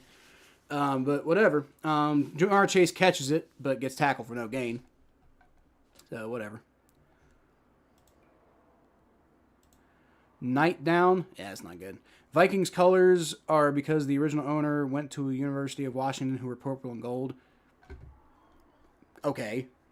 That's not, I don't think that's has nothing to do with Vikings. I don't think that's, it's not a bad color scheme. It doesn't fit. So it doesn't get to that next level for me, Joe Flacco, shotgun snap. Getting chased, and he's got to just throw it away. Damn, that sucks. 4th and 6. So the Bengals are going to have to punt. Annoying. The other guy's head came down on his gut. Oh. Well, it looked to me like his elbow hit really hard. That's what it looked like to me. Trey is out for the game with a hip. Great. Great! That's exactly what we need, is Trey Hendrickson being hurt. Already having some injury problems this year. That's part of it. Knight is back in. Dan Snyder was pressured to change the name. The point he changed everything. To the point where he changed everything. Well, he wasn't pressured to change everything. He was just pressured to change the name and probably the logo too. And I think he changed everything out of spite. Like, I think he was just mad. All right, so there's a flag on the return. It's about like a 5 or so yard return. But there's a flag, so most of the time this is on the return team, so we'll see what happens here. Come up with a name to honor natives like Warhawks or Tomahawks. Yep, holding on the Jets, so that's going to be coming back about 10 yards. It's going to push their return back a little bit. It helps on what wasn't a very particularly good punt. So I really liked the Red Wolves. I thought that was a pretty good thing, but they didn't end up going with any of them, and they called themselves the football team. And then they initially didn't even give themselves a real logo. So I thought when Washington initially rebranded themselves as the football team, I actually liked that, right? Because it was kind of funny that Dan Snyder was being such like a petulant child about it. But on top of that, it was really unique. That's something you see in soccer. You don't see that in the NFL. Like, if every team in the NFL did that, that'd be dumb and boring. But one team doing that, I think that's pretty cool, right? I never really was a fan of those Redskins uniforms. It was just a little bit too much for me. But the way they rebranded with the football team, I kind of liked I liked the way that kind of reset things, right? I understand why people didn't like it, and I think, Washington football team fans really hated it, and their opinion matters more than mine, right? But I personally thought that was a unique thing that I wish would have stuck around. Also, it was funny because their initials were WFT, and it's almost like WTF, so I thought that was kind of funny. Yeah, they're kind of like, I don't know. I liked the WFT rebrand. I don't like the Commanders as much. Commanders is a boring name. Their uniforms are just boring and they feel uninspired. I thought the Red Wolves would have been cool, but I think the name got copyrighted by some opportunist or something like that. I don't know. Yoshi hasn't even caught a pass today, John. I'm sure he's been playing, but I haven't seen him at all today. Do you want the Dolphins to be gray? Honestly, I think you need to choose a better mascot than Dolphins. I think the Dolphins is one of the dumbest nicknames I've ever heard in sports. It's right up there with the Pelicans. I'm supposed to be intimidated by a pelican. The difference is, at least the Pelicans are a basketball team, whereas the Dolphins are a football team. You want me to take a team called the Dolphins seriously? Are you serious? No. The Dolphins is a dumb name. Their uniforms are dumb. They don't have anything to do with the team, or they don't have anything to do with the mascot. They don't have anything to do with anything. Their new logo looks like it's just ripped off of SeaWorld. So they look more like a family fun entertainment park than they look like a intimidating football team, I've always thought the Dolphins have had some of the worst, just worst branding in general. Just is stupid. I think it's dumb. 1st and 10 for the Jets. They got the ball at their own 14 after the holding penalty pushed him back. And Fields is it's going to be a false start, I think, on the Jets, as I think Geno Stone was about to blitz, and I think that made the somebody on the Jets move a little bit. Taylor looks like the tight end. Just kind of twitched a little bit. Yeah, Mason Taylor. I think he was trying to pick up the blitz, but he moved too quickly.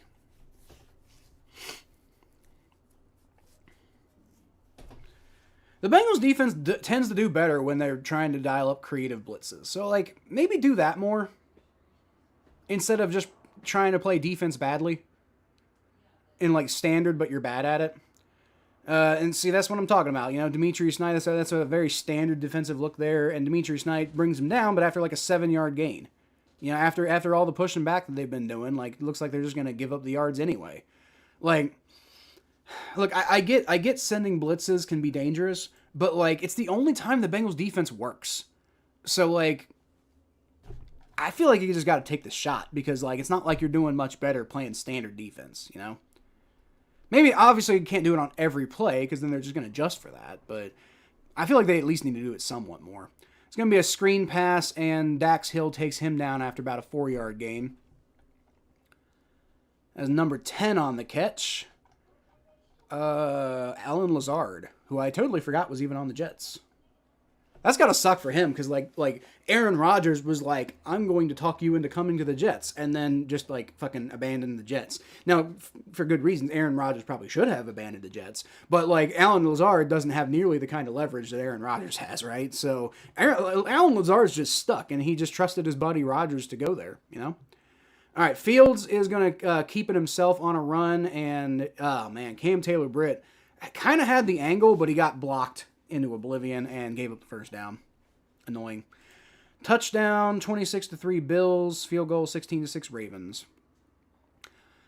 I'm kind of cool with whatever happens in that Bears-Ravens game. I think I'd prefer the Bears to win, but, like, if the Bears are going to lose to a trash Ravens team, then that makes me feel better about maybe, you know, beating them next week, and you know we can get back. Like if we win this game and then we beat the Bears next week, we're back to over 500, and that's a good place to be. Fail can't stop the Dolphins. That's because they're bad, and just like the Bengals defense is bad. Davis gets loose, 32, and he's 20, 25. I'm sorry, he gets down to the Bengals 25-yard line. Before he gets taken down, just a complete breakdown in the defense there. Absolute fucking garbage, dude. You can't let that happen, man. You just cannot let that. It's like every time the offense just doesn't like show up for one drive, the defense just completely collapses. It's like they're trying to punish them. Like, oh, we have to actually do work now. Fucking garbage, dude. I didn't even see who missed that tackle. I might have mentioned it earlier. I can't remember, but I didn't see it on the replay. Doesn't have anything to do with the Vikings. It's a boring reason. That's kind of my point. All right, it's going to be a pitch to the right, and once again, they just like nobody knows what the fuck to do on defense. Breece Hall picks up like 9 yards. Falcons could beat the Bills, but not the Dolphins. Strange. Yeah, the Dolphins are a strange football team, Jim. That's the point. WFT, yeah. Go Yoshi, more Yoshi. Yeah, well, if Yoshi would show up, that might help. Prefer the Dolphins' new current logo. I like their old logo better, but like I think in general they're dumb. At this point, every NFL game now has more than a touchdown lead. Well, that's about to change probably. Justin Fields in the backfield throws, caught, and there's a flag on the play, so we'll see what that is, but I'm guessing it's going to be on the Bengals though. Did you hear about the NBA gambling scandal going on? I did. I'm not super familiar with it, but I definitely heard people talking about that. Fail can't allow another touchdown. Crazy. That's going to be a legal block or a legal contact on Cam Taylor-Britt. Dude, get Cam Taylor-Britt out of there. Bench him. Get him off the fucking field. I'm done. I'm done with Cam Taylor-Britt. He sucks so bad. Why is he out there? He's starting again. He's up on the right side. Like, yeah, that's his normal, and he's going off the field. Yeah, because you suck, dude. Because you're garbage. Get your head in the game, man. Holy shit. Why did I listen to AI pick them up as defense this week versus the Dolphins? I don't know. Or Al. Is that Al? Why did I listen? It's going to be about a 2-3 yard gain for the Jets there, by the way. Breece Hall. Why did I listen to Al pick them up as defense this week versus the Dolphins? What, like for fantasy? Did you ask AI who to play in fantasy? Then we probably shouldn't do that. AI is not going to be good at that stuff. Fix the scoreboard. Yeah, Mikey. Welcome, by the way, Mikey. If you're wondering, my computer drive shat out on me, and that's why I have this crappy scoreboard up here. My whole thing shat. That's why we got the wrong thumbnail up and everything, because I can't change it. Justin Fields has got pressure and he throws it to the back of the end zone, just gets rid of the ball. It's probably a good decision. All right, let me change the quarter 3. At least got the score right. Bijan is only a good player on the fail can'ts. Go Buccaneers. Well, you're saying Falcons, which I think Falcons is kind of funny. Fail can'ts is clunky to me, and Falcons is just, I don't know about that. Falcons F making Tua looking like Brett Favre or Tom Brady. Tua can be a really good quarterback, guys. Like, don't forget, Tua at one time was considered one of the better quarterbacks in the NFL. It's going to be a rush, and he gets hit as he throws. And see, that's what I'm saying. When the Bengals are blitzing, and also when Cam Taylor Britt's not on the field, the Bengals defense actually plays pretty okay. Although, actually, apparently Cam Taylor Britt was on the field for that play. So they were having him play nickel, though. Interesting. Oh, and he was the one who was blitzing. Oh, shit, we should just send Cam Taylor Britt on more blitzes. That's the problem. We should have him play coverage less and blitz more. That's what we should have. We should just make Cam Taylor Britt the nickel corner, right? Like he can be the oh no, because I really like Dax Hill at nickel. I don't know. Strong safety then. Cam Taylor Britt strong safety. How about that? Maybe we can make Cam Taylor Britt the strong safety. That'd be okay. Jets get the field goal. Because Cam's talented, man. He gets burned too much in coverage. So like maybe if we make Cam like the strong safety, maybe that would be better. You know, I mean, he's not really built like a strong safety, but maybe we could put him at free safety and get Geno Stone out of there. I don't know. Who even is our strong safety? I cannot for the life of me remember who's playing, who's like our like typical starter at strong safety is. I don't know why I can't remember that. Jordan Battle. Yeah, I don't know why I can't remember Jordan Battle's fucking name. Been talking about him all night. Not always for good reasons, but all night. D. Okay, I see what you're saying. I told you the fail can't suck. They look like it right now, man. AI. I wouldn't ask AI about fantasy advice. I just wouldn't. How's the game going? It's going okay. It was going better earlier, but the offense kind of trailed off a little bit, and defense sucks. The defense is pretty good in the red zone, and they look... When Al Golden... I like the potential of Al Golden, but like he needs to be more consistent with his play calling. The Bengals defense seems to do better when they send blitzes. And they just don't hardly ever send blitzes, and then they get, like, gashed. So, like, if you're going to get gashed, you might as well send blitzes, you know? I don't know. If you're going to get gashed anyway, because, like, what's the downside of a blitz, right? You're leaving yourself open to get gashed. You're leaving yourself open for a big play. But if you're going to have big plays happen anyway, might as well rush somebody, you know? Maybe give yourself a slightly better shot. I don't know. I'm not a defensive coordinator. So I don't, maybe I'm stupid. But it just seems to me like the Bengals defense performs better when they're blitzing. And they also perform better when Cam Taylor Britt is not playing at outside corner.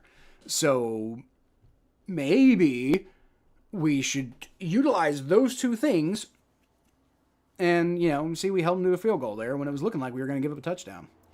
I had it at quarter two, Jim. That's what it was. Dolphins need a new head coach. I don't think Mike McDaniel's the problem. I don't think Mike McDaniel's the problem. I think Mike McDaniel's a fine head coach. I just think like they're completely... Now maybe if he's lost the locker room, I don't know if that's the case. Maybe if the players don't respect him anymore, maybe that is a thing. But I don't think that Mike McDaniel's the problem in Miami, and he might get fired because of it. But I think I think it should be very easy, personally. I think he should easily get a new job in the NFL if he gets fired from the Dolphins, because I think he's a good coach. I just don't think his style doesn't always make sense for every team, and maybe it's not a great fit with the Dolphins anymore. I don't know, but I think Mike McDaniel's, he's got a good mind, you know, like he's got a good analytical mind, and that helps. Charlie Jones is going to kneel that in the end zone for a touchback. So Bengals offense, if you can get a touchdown here, then you're going to be feeling pretty good. You do have an 8-point lead, so it's not like we're not in like desperation mode. It's just like, you know, don't let the Jets have a chance to come back, you know, get some points on. If you can at least get a field goal, then you at least go back up by 2 scores. And a touchdown would really make you feel better. But they could have Brian Kelly. They're not going to hire Brian Kelly, Mikey. Joe Flacco, it's going to hand off to Chase Brown, and he is absolutely roasted alive in the backfield there. It was terrible run blocking. I need to see a replay of that because I did not catch who was the offender on that play. But whoever it was who got pushed back that far, I want to say it was, Jalen Rivers, but I could be wrong. Might have been Ted Karras. But he just got absolutely manhandled. Like, it wasn't even close. It might have been Karras because they just zoomed up on his hand, showing he had an injury there. So it might have been Karras. I don't know. Flacco's going to step up in the pocket, throws. He tries to hit Jamar Chase, but Flacco is not a throw on the run type of guy. And Jamar was open, man. That sucks. But Flacco's not a throw on the run type of guy, so he didn't have a chance to set his feet. And that type of thing's not going to work. Cam Taylor blitz. There you go. Just blitz Cam Taylor Britt more. If you blitz Cam Taylor Britt more, I think that you might have something on offense or on defense, right? I think that might help a lot because then he's not playing outside corner. And then you're also blitzing, right? So, like, those are the two things that help this defense play better that I've noticed. Flacco on 3rd and 12. He's looking around in the pocket. He's going to escape, and he's going to run with it. And he's going to pick up the first down after there was nobody to throw to and the pocket was collapsing. Motherfucker pulled a Patrick Mahomes there.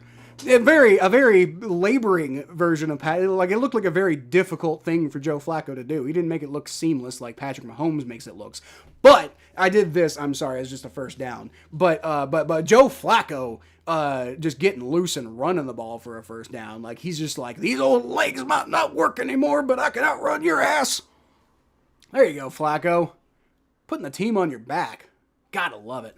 It's only a 1-score game. Yeah, it's an 8-point game though, so. We'll see.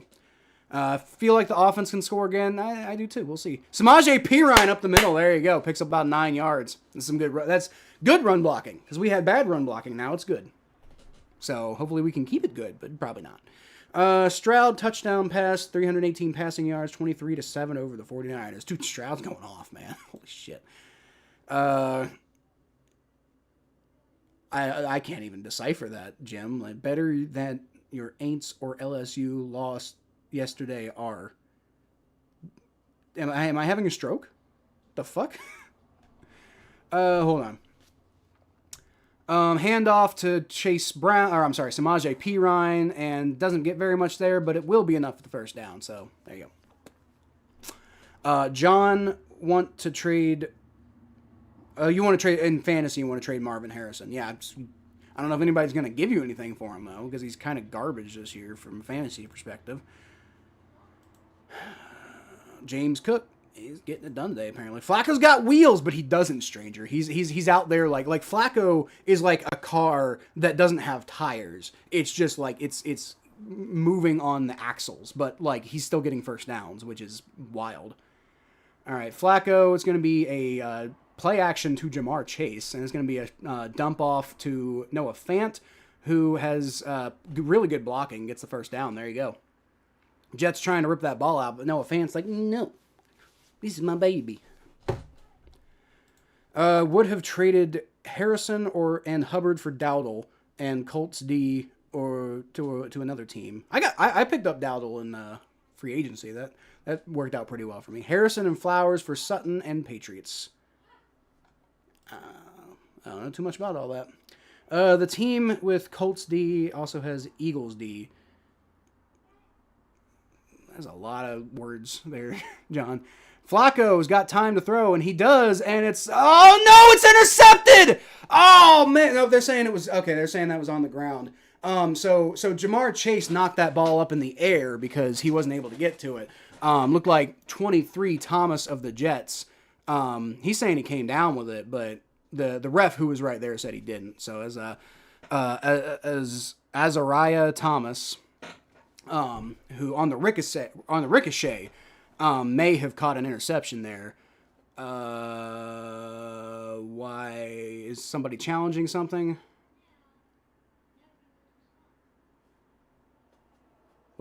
They're zooming in on the ref here. The thing's saying 2nd and 10. I see Chase Brown going off the field here, but they don't really seem to be indicating anything else. Okay, ball's knocked up in the air, and they're not even showing the catch process. I don't know. Bengals get a playoff, though, so it doesn't matter. Samaje Perine gets loose to the 10-5 touchdown! Samaje Perine, let's go! There you go, man. Run blocking on and off today, but at least it's getting it done. Like I said, touchdown really helps you feel a lot better. You know, I mean, we're not in super worried territory just yet, but you know, you don't like seeing the Jets come back like that. But the way the defense is playing, you really just want to see the offense, you know, keep it going, right? And that's what you got to see, man. Samaje Perine with a nice cut, and look, is Dalton Reisner? I think is that right? That might have been Dylan Fairchild, actually. It was Dylan Fairchild. Okay, well, Dylan Fairchild back in the game and opening up running holes for touchdowns. There you go. So I guess Dalton Reisner. What number even is Dalton Reisner? He's 66. Okay. So I guess Dalton Reisner's back on the field, which is good news. Trey Hendrickson out for the game, which is bad news. But if the offense is going to keep scoring, then, you know, whatever. Obviously, you don't want him to be hurt long term, but if the offense is going to keep scoring, maybe we can just be careful with Trey. That ball definitely hit the ground. Okay, that was close, but that ball definitely hit the ground.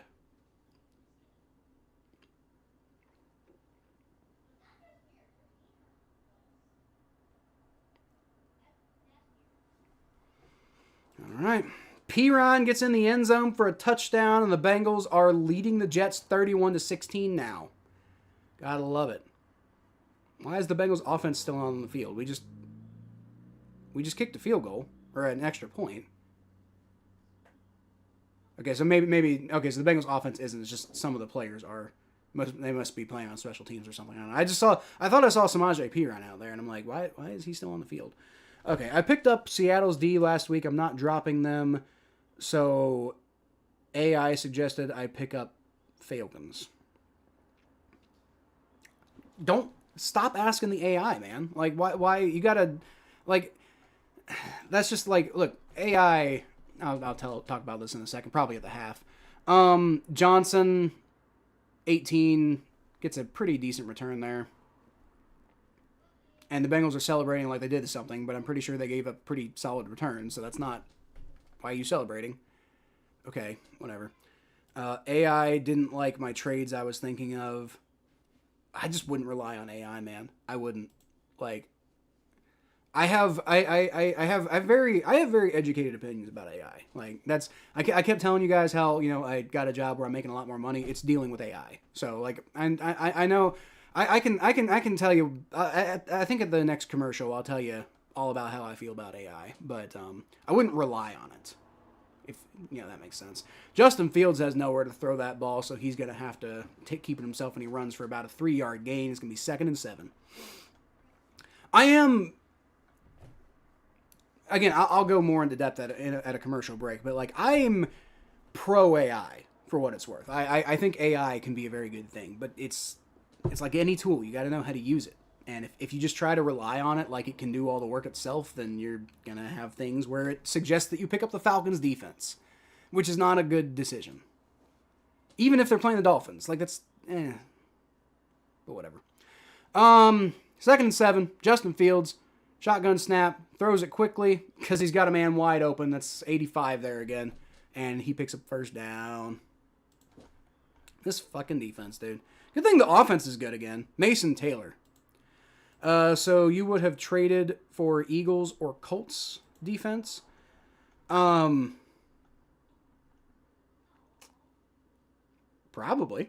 If like your only other option is the Falcons and that's on the table, I definitely would have tried to go get like the Eagles. I don't know about the Colts. Yeah, probably the Colts because they're playing the Titans, right? And the Colts have a solid defense. I definitely would have traded for one of those two teams. Then relied on the Falcons. That's bad. It's in my opinion, that's a bad move. Fields hands the ball off. Breece Hall gets loose. Oh man, come on. And, dude, DJ Turner, what are you doing? DJ Turner's trying to get, like, his arm into a position so he can tackle the guy, or so he can punch the ball out. But he struggles to do that, and in the meantime, gives up 15 extra yards while he's just got his hand on him from behind and being dragged. Like, I don't like this whole trying to go for punching the ball out every time thing, because these guys don't end up like... Yeah, dude, DJ Turner's just trying to punch the ball out instead of tackling the guy. Like, come on, man. And you end up giving up a bunch of yards. Like, when it works, that's great. But, like, often you screw up your tackling ability by focusing. I'm not saying don't try to punch the ball out, but, like, when that's the first thing you're focusing on, that's a problem. And now DJ Turner's apparently hurt, so he's off the field. They're looking at his hand. I don't know what's up with that. Don't like to see that because he's been looking better lately. I've had my gripes with DJ Turner over the years, but lately he's been playing well, so give him that. All right, Fields. Shotgun snap. He's going to hand the ball off, and the Bengals, good Lord. Oh, man, you had a guy right there who just ended up on the ground, and because of that, he got loose for like 5 yards. Like, that could have been like maybe a 1 yard gain, but it's a 5 yard gain. Like, this is the problem with the defense, is like, they don't, like, when they're not giving up big plays, when the Bengals defense isn't giving up big plays, what they're doing is they're giving up seemingly, not disastrous, like, 4 or 5 yard plays. But the problem is, if you actually analyze these plays, you realize that the Bengals, in a lot of these cases, could have had, like, tackles for losses, or, like, tackles for no gain, or maybe 1 yard gain. And so when every single time that turns into a 4 or 5 yard gain, that adds up on you, I didn't want any other defense on waivers. I don't know who else was on waivers for you, but, like, somebody other than the Falcons probably would have been a better move. 31-3 against the Dolphins. I was telling them earlier, Mikey, that you're going to have a good time with that. So that's pretty funny. Let me go ahead and refresh the scoreboard, see if anything... Patriots are up 30-7 on the Browns. So remember when we were all like, oh, I wonder if the Browns are maybe going to get the... Nope. The Bears have come back a little bit. Their Ravens are only up 16-13 on them. They are driving. They got the ball at the Bears 39 right now. Got the whole half of the fourth quarter left to play, though. So the Bengals just ended the third quarter. So their game's taken a while, actually. But let's go ahead. So Mikey doesn't yell at me, I'm going to go ahead and update that to quarter 4. And hopefully for the next game, I can have my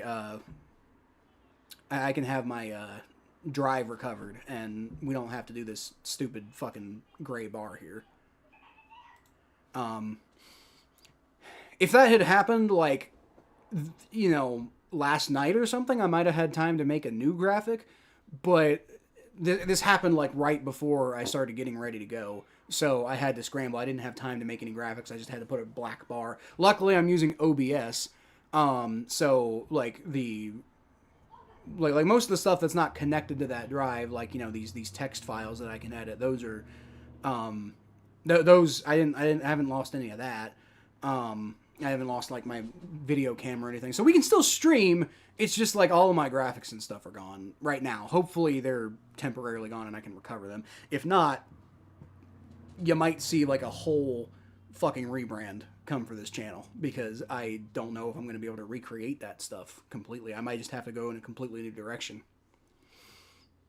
I mean, well, like, graphic rebrand, right? Like, I mean, it's still going to be the same style of show and everything, but, actually, fuck, if I lost all that, we might not get the show this week, right? Like the preview show. I might not be able to do that this week because I'd have to recreate the ticker, which takes for fucking ever, man. Jets with a false start on that play, so that's going to knock them back a little bit. Atlanta is Super Bowl bound according to these guys. According to Falcons fans? According to stupid Falcons fans, maybe. I would imagine most Falcons fans don't actually think that they're Super Bowl bound. You're probably just, like, getting the worst of the worst, honestly, Mikey. There's that Bengals D letting the lowly Jets have a chance in hell of catching up. Yeah, well, the offense is keeping them at bay enough, so it's not a big deal. But yes, the defense is definitely not performing the way that they should be today. They've had some good drives, but not consistently enough. And there's another one that's going to be like about a 7-yard gain for Breece Hall up the middle. So now it's going to be 3rd and 2. Atlanta is as close to reaching the Super Bowl as the Vikings and Jets are. Hey, look! He burned his own team. There you go. I think Atlanta might be a little closer than the Jets, Jim. I think the Jets are about as far down the ladder as you can get right now. Like I said, the fact that we're only beating them 31-16 right now is I find that to be a bit concerning. You know, like we should be beating them by way more. Now I'm not gonna sweat it that much, but Breece Hall takes the handoff and absolutely garbage defense. He gets in the end zone. Fuck. I hate this defense. I despise this defense. How many times have I said that? How many times have I said how much I hate this defense and used the word despise? People are like, oh, despise is a strong word. Yeah, it's an accurate word. Ah, damn. The Jets are going to go for 2 also, I think. So, the Bengals, if they get it, then the Bengals would be up by 9, which is an odd thing to do. Why would you risk? Because if you don't get it, you're going to be down by 11, which is you have to guaranteed you're down 2 touchdowns at that point. So I don't know about this decision. But then again, our defense sucks. So they get a good rush on Justin Fields, and they can't bring him down. He's going to get to the outside and get it in for the 2-point conversion because our defense is absolute fucking garbage. And I hate them. I hate everything about them. They are the absolute worst defense I've ever seen from the Cincinnati Bengals. And that sucks because I went into this season, and early in the season, I was thinking, oh, hey, this defense might be improved from last year. It's still not great, but better than last year. And that's, it's at least going in the right direction. But right now, this defense looks like utter garbage. Like the worst I've ever seen them. And I've seen some bad Bengals defenses before, guys. But this is as bad as it gets. As far as my immediate memory goes. Maybe I'm forgetting about something from like 2007 or some shit. I don't know. But, and I'm sure there was probably some seasons in the 90s that I don't remember because I was a child at the time. But as far as my memory goes, this is as bad as I've ever seen them. Thank God that Joe Flacco has fixed the offense. Kirk getting $40 million to be a bottom-ass quarterback. Hey, by the way, Jim, you remember when you said it was going to be a 38-30 type of game? And I was like, no. You might have been right about that one, man. Kirk getting $40 million to be a bottom-ass quarterback.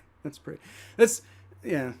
Every time Kirk Cousins gets a big contract, the team that gave it to him gets slammed for it. Now, Kirk Cousins was like a solid quarterback for the Vikings, but he also wasn't really getting them to the next step. And the way that the salary cap was with his contract is why people kept slamming the Vikings for going with Kirk Cousins.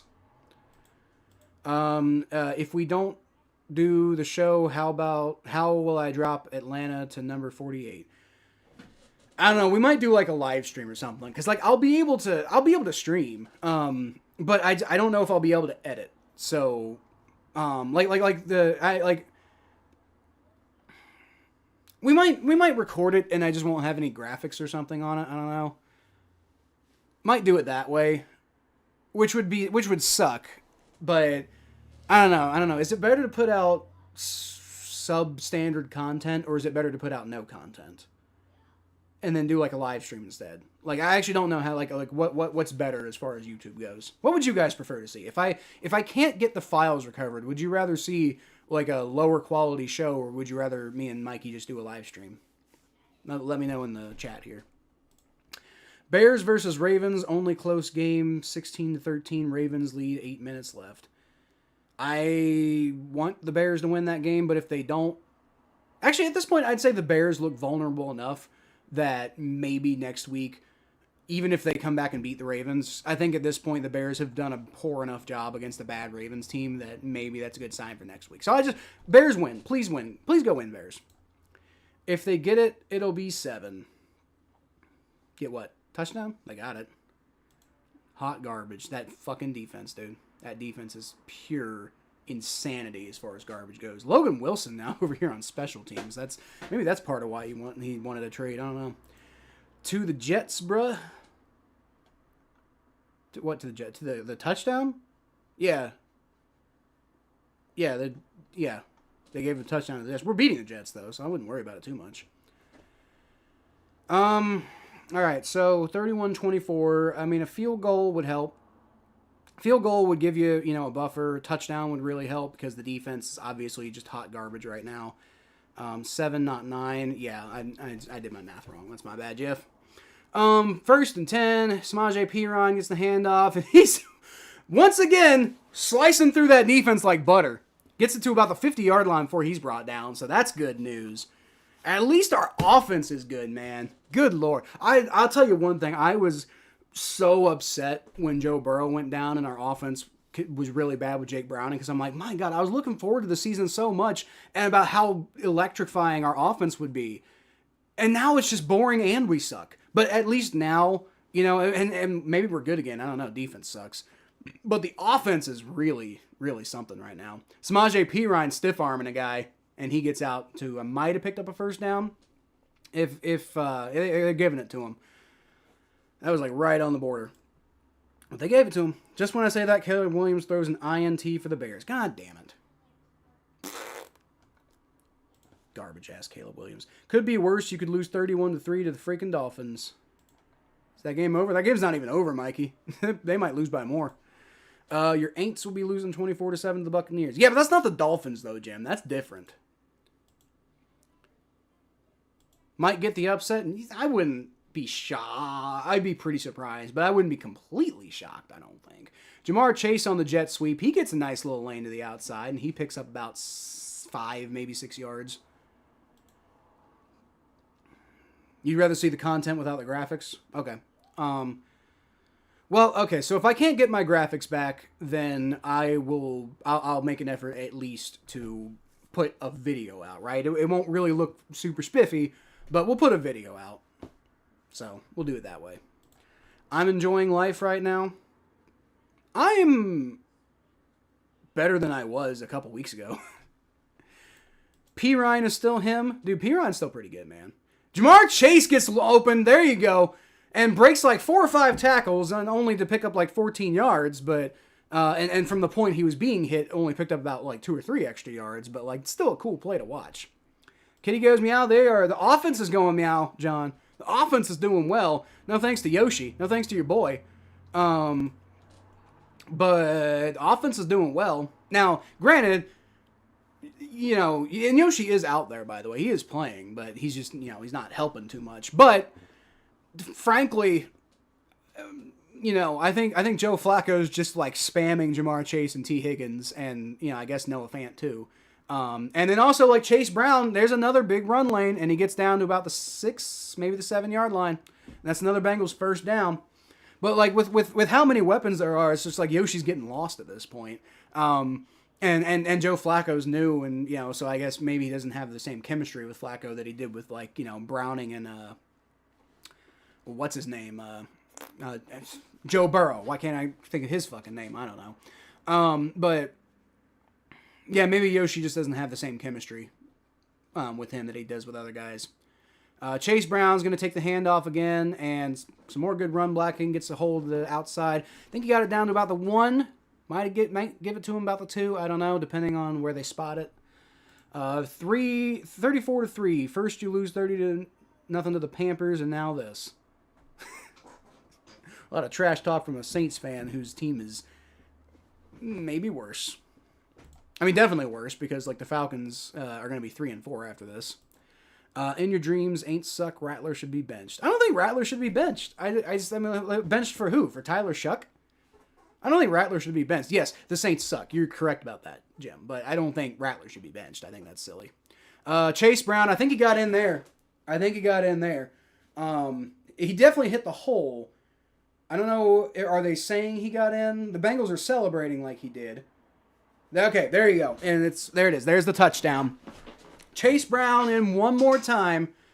And for those of us who drafted Chase Brown, And then he was bad. I don't think he got that, actually. I'm not sure he got that. Let me see the replay again. Oh. Yeah, okay, he did get that. He got pushed back, but he did get it. He also, like, that was a big knock to the helmet there. That sucks. But, I mean, he's fine. He's not hurt or anything.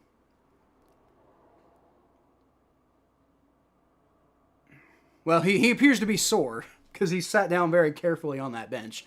But it doesn't look like he's injured, basically, is what I'm saying.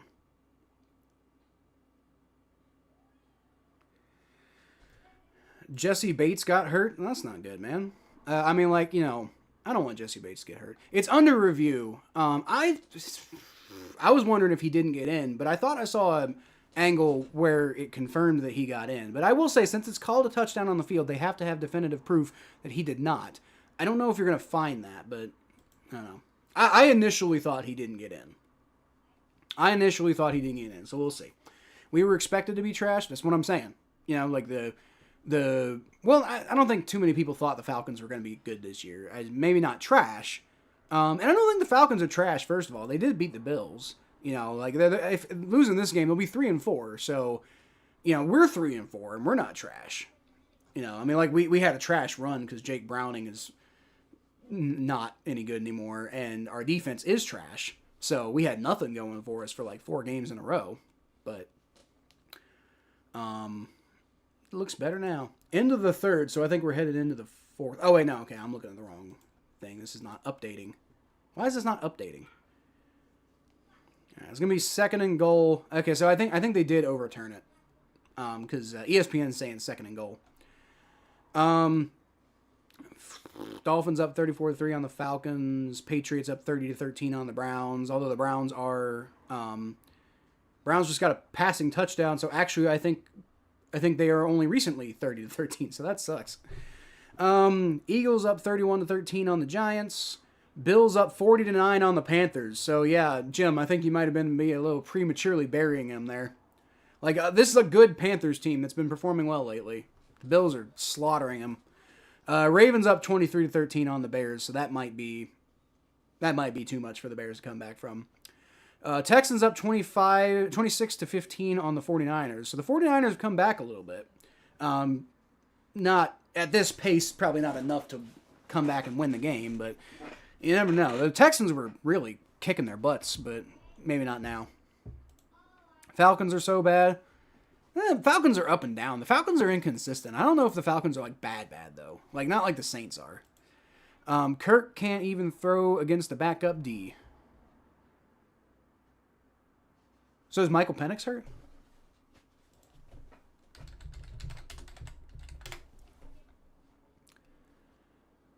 Yeah, I guess Penix is hurt. Oh, that sucks. Because it looked like Penix has been, like, you know, at least a solid option, you know. Did it stand? Okay, I guess the touchdown stood and ESPN was just wrong. So it is 37-24. Evan McPherson's extra point is up, and it is 38-24. And Jim's prediction was that earlier said it was going to be a 38-30 type of ball game. So frankly, that's very possible if the Bengals defense gives up one more touchdown, and with 10:21 left in the game, they're almost certainly going to get another touchdown. My biggest concern is that they're actually they're going to let more than one touchdown up. But if they get a touchdown and like they try to go for 2 and miss it or something, then that's 38-30. So that'd be an interesting. That'd be funny that I told Jim he's wrong, and then that ends up what happening. Minkah Fitzpatrick got hurt. That's not good. I mean, that's not good for Minkah's sake. I think Minkah's washed, so I'm not sure it really matters all that much for the Dolphins, but obviously you don't want guys to get hurt. So the Bengals are up 14 points on the New York Jets with 10:21 left to go in the fourth quarter, and I should not be nervous at all.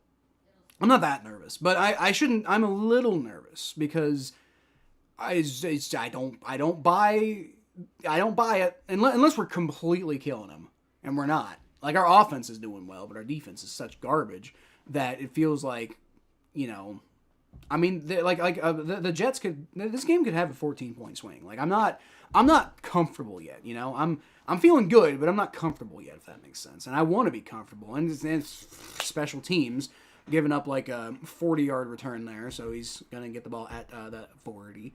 So it wasn't a 40-yard. It was probably like a 37-yard return or something like that. But still not good. So the defense comes back out on the field and look, if you're going to give up points, at least make them take a bunch of time off the clock. If you're going to give up points, hold them to a field goal. Don't let them just score quickly. Like, if you're going to give up points, just... God, I could be like a slam poet, right? Yeah, like, if you're going to give up points, make them take time off the clock. If you're going to give up points. Like, it's with the repetition and all. And if I just put some meter behind it. Yeah, and that wasn't too bad. On the screen pass, they give up about 4 yards. They've given up a lot more than that before, so, yeah.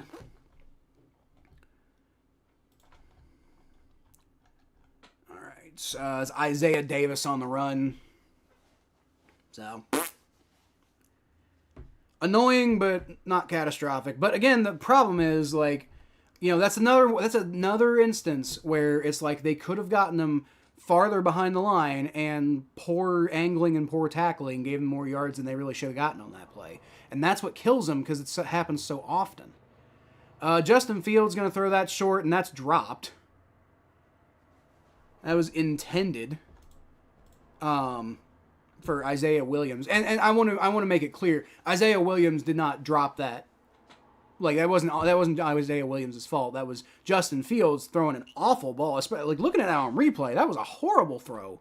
Like, what are you doing, Justin Fields? Holy shit. That was a terrible pass by Justin Fields. And it was still catchable, technically, by Isaiah Williams. But he did not catch it, so that works out for the Bengals. 3rd and 6. And if the defense can get off the field here, that's big. I don't know if they will, but...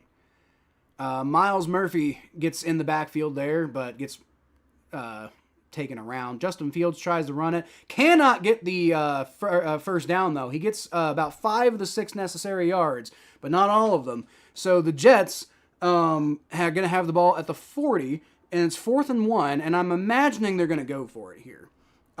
Because, like, you really got to get something going. And you're not going to give the Bengals... perfect field? I mean, I don't know. Probably like 90% of NFL teams probably should punt in this situation. Although you are down 14, so I don't know. This isn't a terrible decision to go for it. And then the Bengals are probably going to give it up anyway, so it'll turn out to be good. Justin Fields in the backfield, he's going to throw wide open. You see, that's what I'm talking about. The Bengals are obviously going to give that up, and Barrett Carter can't tackle, and he manages to stay with his guy to bring him down, but gives up like 8 or 9 extra yards that he didn't need to. Jeremy Ruckert, I believe, former Ohio State tight end. NFL double miracle. Falcons and Panthers scored touchdowns. I mean, it's man, those teams, man. I don't even know what to think about them, because like the Panthers have been doing a lot better lately, but like this is obviously a terrible game for them, and like maybe it's because Andy Dalton's in, I don't know. And oh my God, Shamar Stewart just gets burned on that play. Breece Hall goes in for a touchdown in quick succession. I told them if they were going to give up points, make them take time off the clock, and what do? They give up points in like 10 fucking minutes, not 10 minutes, like 10 real minutes, like in like 5 or 6 plays. Took the Jets 5 or 6 plays to get a touchdown on that drive, man. Like, against any other team right now, this would not be work. I guess it did work against the Steelers, to be fair. Okay, so maybe not against any other, because the offense has 38 points. Like, the offense is good, so I guess it could work, but, like, you don't want to rely on it, man. Breece Hall doing a phenomenal job of keeping his feet in bounds on that play, too. Give him credit for that. All right. And now it is 30. Now let's see if they are going to go for 2. If the Bengals can hold them, then maybe Jim's right about the 38-30 thing. Justin Fields takes a shotgun snap, looking around. Can't find anywhere to go with it. and he's going to get, yep, he throws, and that is caught, but he was not in bounds, or he was not in the end zone, and even if he was, they're saying it was dropped anyway, or it was not, ball must have hit the ground or something. So, it is indeed 38-30, as the prophet Jim foretold. As Jim foretold, it is indeed 38-30. So what do you know? What do you know? Let me go see if I can. Let me see if I can find that and give you some spotlight here, Jim.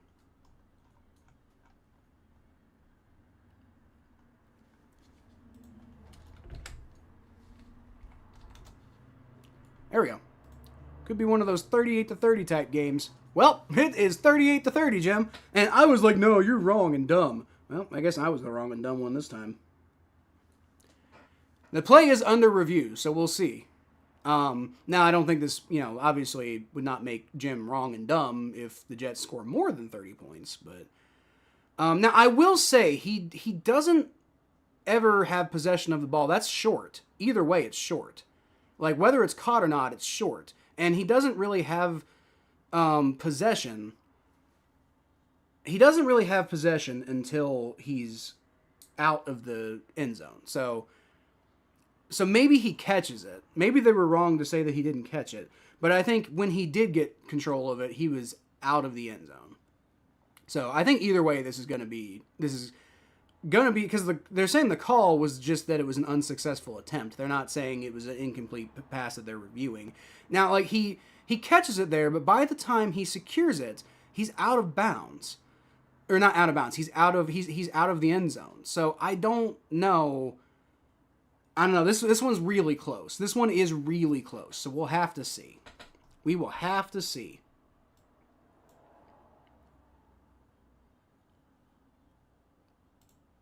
All right. Oh, okay. They're saying it was good. They under review. They said it was good. So no more props for Jim anymore, other than being right about it being a high scoring game. But all right, that's not good. That's not good because our defense is literally that fucking garbage. All right. Well, the good news is the Bengals still have a 6-point lead, which with a field goal would become a 9-point lead, which would be a 2-possession game. So 15 minutes ago, I see you just like deleted your comment, Jim. But you said that. The reason I'm highlighting it is because it was like 2 hours ago, like well before, like it was in like the first quarter. So it's good prediction. I'm giving you props for that. That's why I said that. I don't know why Aaron Glenn's celebrating so much. He hasn't won anything yet. He got in trouble for that earlier this season. I think it's good for a head coach to have some fire. Charlie Jones gets not really a whole lot on that return, down to about maybe 28 or so. The way this game's going, Jets get touchdown and 2-pointer, 38-38 overtime. Okay, well, I hate you. I'm not gonna jinx it. Like you can't bait me into jinxing this one.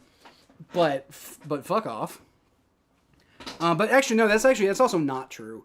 Because like you were kind of right. It was the very beginning of the game, and it's like I don't know if that's really going to happen. But like it's not true because the way this game is going, the Bengals are going to score a touchdown on this drive. Now maybe they won't, but the way this game is going, that's what would happen.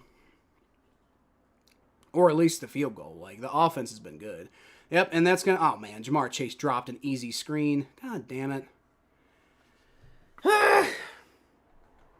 Come on, Jamar. He had good blocking too. Jay, that was so funny when they put music to it.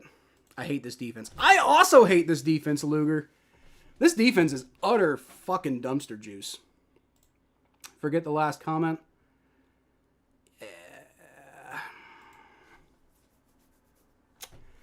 Yep. Well, 2nd and 10. That would have been a good play if Jamar Chase had caught it, so. Flacco's going to throw to Yoshi, who drops it.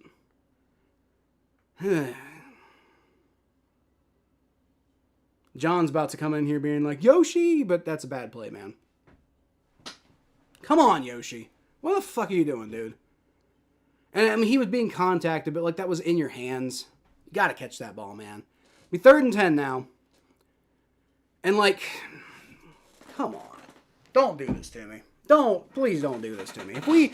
If the Jets end up beating us like 39-38, then the whole defense needs to be just like sent to Alcatraz. All right, Flacco stepping up in the pocket, rolling to the right, and he's going to get sacked. Are you fucking kidding me?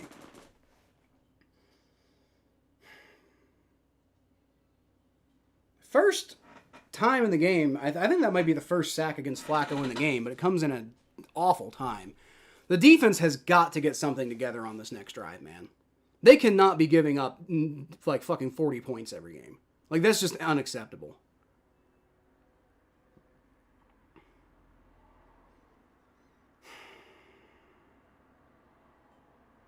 I think Jalen Rivers might have been responsible for that sack. I'm not sure, but I can't even really be that mad at him because, like, it's been a good game from the offense, so how are you going to get mad at the offense? That's a terrible, terrible return coverage there. Jets get it to about the 41-yard line. I will say one thing. The Jets have all the momentum right now. Now, the good news is even if the Jets get a touchdown, the Bengals would be able to, like, win it with a long drive and a field goal. So, I mean, like, they're not, like, it's not the end of the world. But, like, come on, defense. Like, can you get off the field once? Can you not make Justin Fields, who hasn't looked great today, but can you still not make him look like Phillip Rivers or some shit? Come on, man. Come on, defense. Get your shit together. Justin Fields, under center, is going to hand the ball, or fake the handoff. I got faked out by that. He throws, and it's caught for like 20 goddamn fucking yards because nobody can cover anything. Garbage. Absolute. This defense is so bad, man. Dax Hill getting burned on that one. And he took the bait and went too far. He took the bait and lost his man. That's what happened. Burnt toast. From the 35-yard line, which is where the Jets have it now, Justin Fields is going to hand the ball off to Breece Hall, who breaks like 3 tackles and gets a first down. I hate this defense. I utterly despise everything, every single person on this defense. I'm even starting to hate Trey Hendrickson. He's not even in the game, and he's also really good. I think every single member of this defense I'm just starting to despise because they all remind me of the rest of the defense. And that's there's another play where they should have tackled him for no gain on that screen, and they give him like 5 yards because they can't tackle. What are you doing, defense? Last drive, you at least just needed to make them take time off the clock, and you let them score in like 6 plays, and now you're just like you look like melted butter out there. This is awful. Justin Fields is gonna hand the ball off to Breece Hall, and they tackle him for about 3 on that run, so that's better than otherwise, but it's still going to be 3rd and 2. It's going to be 3rd and 1, actually, so, it's an easily convertible play. So, like, barring, like, the Jets going for, like, if I'm the Jets, I'm running the ball here, but, like, maybe Justin Fields tries to throw and catch the Bengals off guard, and maybe the Bengals can send the blitz and, like, sack Justin Fields and hold him to a field goal, and then the offense can just, like, run the rest of the time out on the game or something. But, like, we shouldn't be here. We shouldn't be strategizing like this against the fucking Jets. All right, Justin Fields is going to keep himself, and he does not get it. The Bengals hold. So it's going to be 4th down, and what do you do here? Like, if you're the Jets, I would say you go for it. One ref's saying it's a first down, but another one's saying it's 4th down. So they're saying the broadcast is saying it's 1st and 10, though. That's what I'm talking about. The Bengals had him stopped, and they let him push forward for like another 1.5 yards. Like, this defense, I don't even know what to say about this defense. They're the most, this is absolute garbage. They could get a pick 6 on this next play, and they'd still be garbage. Obviously that would be good enough, and we'd pretty much win the game at that point, and that'd be cool. But, like, Justin Fields, shotgun snap. He's rolling back, and he's got some pressure, but he just throws to fucking wide open Logan Wilson in coverage. But he's leaving Davis wide open in the fucking middle. Like, what are you doing? I hate this defense with everything in me, man. This is the worst defense I've against fucking Justin Fields and the no Garrett Wilson New York Jets. We're getting eaten alive by like Isaiah Wilson. Or Williams. Isaiah Williams. We're getting eaten alive by Isaiah Williams. Garbage. Justin Fields takes a snap, hands the ball off, and the Bengals bring him down. It's going to be third down, and they actually got him in the backfield there. And TJ Slayton's like, oh, yeah, I tackled you in the back. He's, like, celebrating real hard. And, like, I mean, I guess whatever. Celebrate what you can. But, like, you've been so garbage all game. It just pisses me off that you're celebrating. You're like, oh, yeah, I got that. Like, put your head down and actually do something consistently. If you hold him to a field goal, maybe you can celebrate there. But even then, like I said, they could get a pick six on this next play, and I'd still be mad at them. You know, I'd be happy that we're probably going to win, but I'd be mad at the defense. All right, it's going to be a rush. Justin Fields, he throws, and it's caught. Now that's first down. Now that was because of the blitz. To be fair, that was like Taylor was wide open because of the blitz. Maybe Dax Hill could have like picked that up a little quicker. I don't know, but like. Cam Taylor-Britt blitzing on that play is part of why he was open. So, and the Jets are just running all the fucking time off, too. That's the thing. The Bengals do have 3 timeouts, but it's the 2-minute warning now. And the Jets have all the cards right now, man. Like, you've had such a good game on offense, and if you squander it and let the Jets put up 39 points, I don't even know what to say at that point. I just don't even know what to say. That's what I'm talking about. TJ Slayton over here celebrating like, yeah, I tackled you in the backfield. But, like, that's the one time all goddamn game anybody's done anything on defense. This is absolute garbage, man.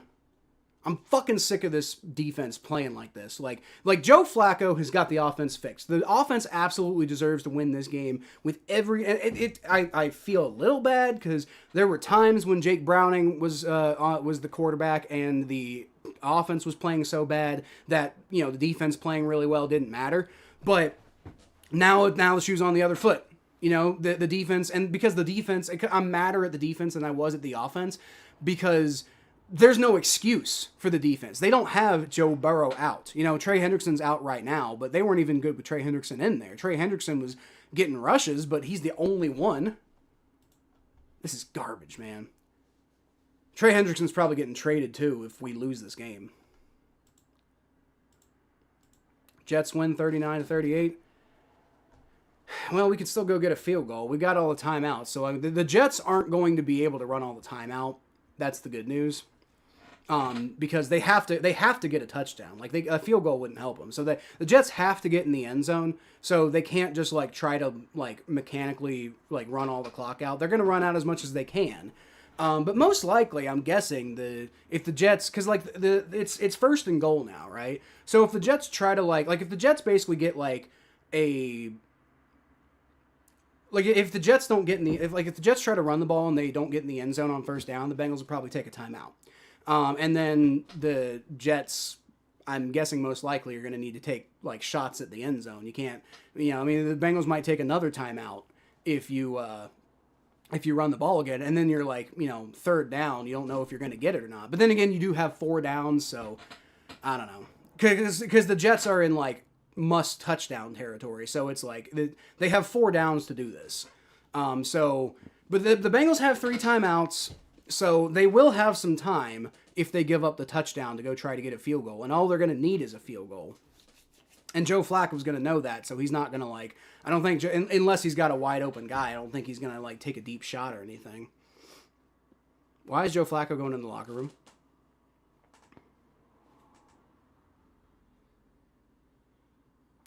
Justin Fields going to pitch it to Breece Hall, who is going to throw it, and that's caught for a fucking touchdown.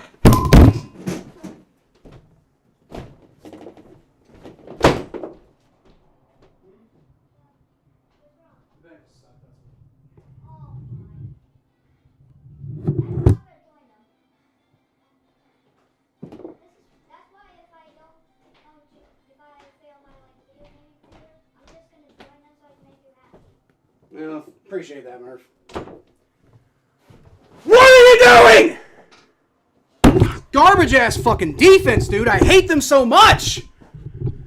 Maybe I think we got a better chance of like blocking this extra point than we do of the defense like stopping anybody at any point in the game, and the kick is up and it's good. So the Jets take a 39-38 lead.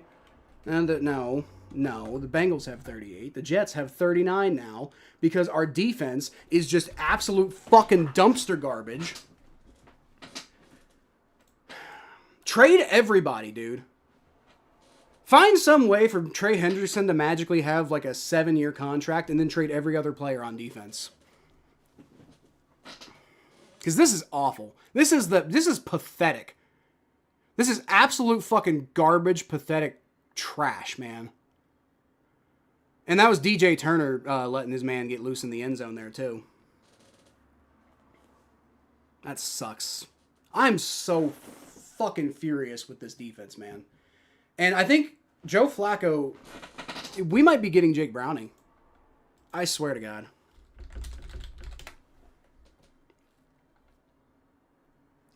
Joe Flacco's coming out of the locker room, so we might not be getting Jake Browning.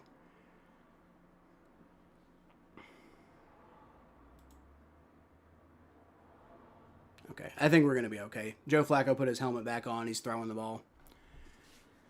All right, well, at least we got Joe Flacco, and like all we got to do with we do have 3 timeouts, and it's 1:54 left to go in the game. Charlie Jones gets nothing on the return, really, down to about the 24-yard line. And so it's 1:48 left to go. We got all 3 timeouts, and all we got to do is get to like, the 35-ish yard line, ideally farther than that. But the problem is we can't really run the ball because we do have 3 timeouts, so we can run the ball. Like, we actually can run the ball. And the running game has been working, so maybe we run the ball. Maybe we try to run the ball. If that doesn't work, then I don't know. Maybe we don't do that on the first play because the Jets probably expect that. Flacco throws. He's got Jamar Chase, who shakes a man off. There you go. And then I'm imagining it's going to be a lot of hurry-up offense here, so you don't have to waste those timeouts unless you need to. So 2nd and 3 after the 7-yard catch. All right, come on, Flacco. Work your magic, man.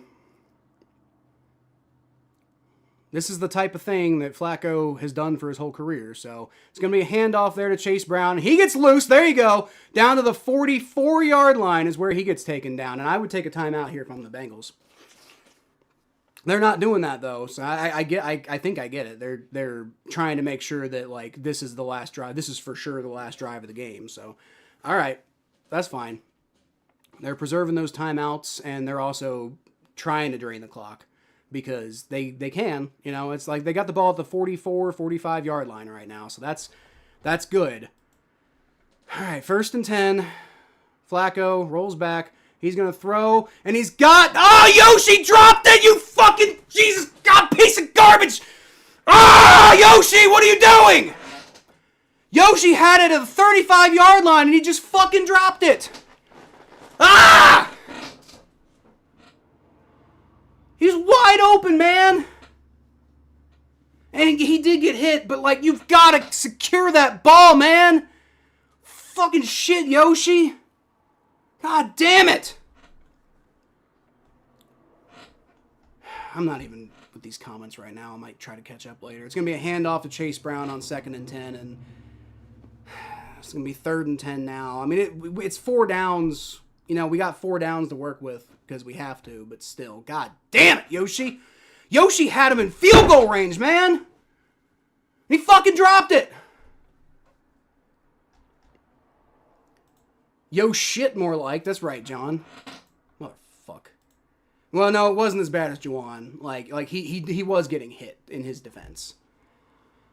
All right, well, 3rd and 9. Like I said, you got to go for it on 4th down if you get there. So it's not desperation play just yet, but come on, man, don't fucking do this to me, Bengals. Joe Flacco rolls back. He's getting rushed and he throws it away.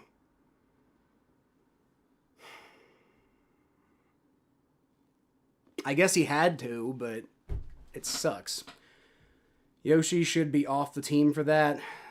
Again, he was getting hit. They're not going to kick him off the team for that. But like T. Higgins would have caught it. That's all I'm saying. T. Higgins would have caught it. Jamar Chase might have not caught it. I don't know. But like, you gotta catch that ball, man. Like that would have set us right up in field goal range. Now it's 4th and 9, and we might be out of. This is suddenly it's like if we don't get this conversion, we lose the game. Flacco, he's got good protection. He's got a man, throws, and it's dropped. This fucking. Ah! Did you seriously just lose to the Jets? Are you fucking kidding me? I don't even know where my hat went.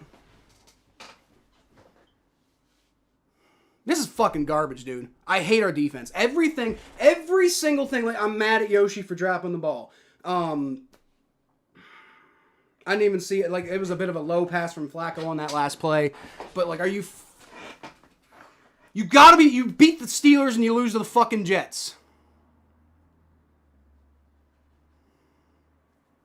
Yeah, I'm about fucking done with Yoshi, dude. He's been having not a very good season. He's had some good plays here and there, but it's been pretty fucking trash. I think he might have had Joe Flacco might have had Jamar Chase on that last play too. Like, it would have been a tough throw, but he could have made it. This ends any playoff hopes? No, it doesn't end any playoff hopes, Jim. We're gonna be 3-5 now, so we got to get it together. But it doesn't end any playoff hopes because, frankly, if the defense like matters, does anything of any substance, then like we are gonna win plenty of football games. So no, it doesn't end any playoff hopes, but yes, it is fucking garbage. Like, I mean, part of the thing is like if the Steelers lose tonight, then we're still only like a game behind them, Well, two games. Wait, so if the Steelers lose tonight, then they'll be 4-3. We're 3-5, so we'll be 2 games behind them. But if we beat the Steelers, then we're like right back in the division race because it's like the Ravens are garbage and the Browns are garbage.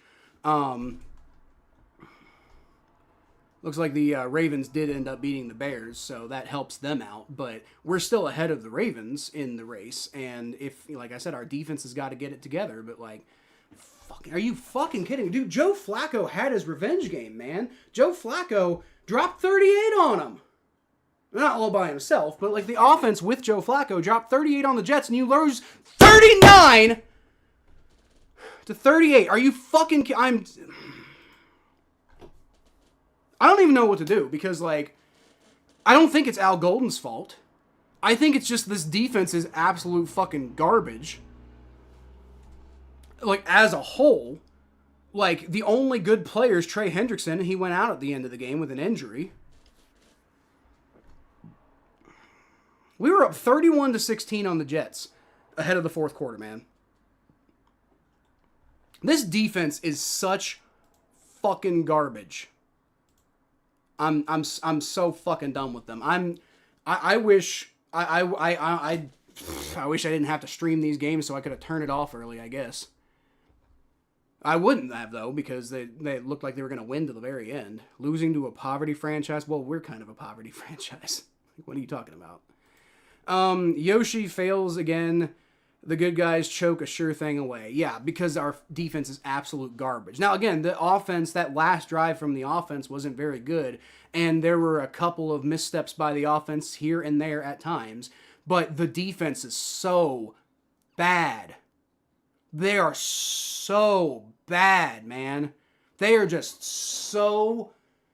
I don't know if I've seen the defense be worse than this. Like, I don't even think it would matter if we had Joe Burrow in there if the defense is going to be this bad. I don't think it would matter. I don't think Joe Burrow helps. I don't. I think Joe Flacco's got this offense humming just as well as Joe Burrow would. It's a different style, but it's working just as well. But the defense is so bad, I don't know if we would have that much of a better record with Joe Burrow in there. I don't. This freaking Bengals team sucks. The defense sucks, man. The defense is just absolute garbage. Like, I don't know how they let it get this bad. Like, the defense is worse than the offensive line used to be. That's how bad the defense is right now. This is the worst performance I've ever seen for over the last couple of weeks from a unit on the Bengals that I can remember. Like, this defense is so bad, man. This defense is so absolutely, utterly garbage. You had a great game from Joe Flacco. And the defense lets the Jets score 39 points. And that's also, by the way, after letting them score 0 points in the first quarter. We were up 31-16 on them at the beginning of the fourth. And yeah, the offense has got to do better in the fourth quarter and score more than 7 points, perhaps. But the defense giving up, how much did they give up? The Jets had 16 points going into the fourth quarter.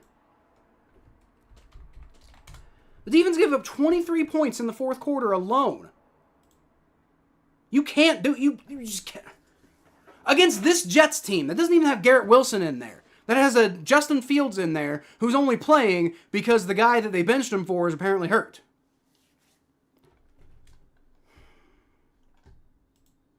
Want to see Burton over Yoshi? I mean, maybe, but that's not going to happen because Burton apparently just isn't doing what it takes. Who is Yoshi? His name is Andre Yoshivas. He's a pretty solid. He has been, for the most part, a pretty solid number 4 wide receiver number 3 receiver for us. Got drafted in the 6th round from Princeton, I think. But he's kind of like a unsung hero of the Bengals offense over the last couple of years, but this year he's been very inconsistent and has had a lot of drops, and his head just hasn't really seemed to be in the game. And he was awful tonight. He didn't do a single thing. He got a couple of targets, and the ball was in his hands, and he fucking dropped it. So that's who Yoshi is. Yoshi from Mario Karts might have been a better receiver in this game, John. We would be better off with no defense at this point. We might be, because the offense would have more time to go out there and try to score points. Go Bengals.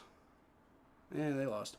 I know the Mario version of Yoshi. Well, yeah. Obviously, everybody knows the Mario version of Yoshi. That's why people call him Yoshi, because that's this was the most bungle shit ever. Yeah, dude, this was the dumbest Bengals loss since the last time we lost to the Jets in a dumb way, the Mike White game. This was almost as dumb as that. The defense was decidedly worse in this game than they were in that game, though. Like part of the reason we lost that game is because of all the turnovers on offense. This game, the offense was almost perfect. The offense wasn't as good in the fourth quarter, so that's a fair criticism, but the defense just completely collapsed. And at no point really, maybe in the first quarter you could say the defense was doing okay against a trash Jets offense. But after the fourth quarter, they just, it wasn't an explosion until the fourth quarter, but after the first quarter, the defense just never really looked the same again. So I don't even know what you do with that.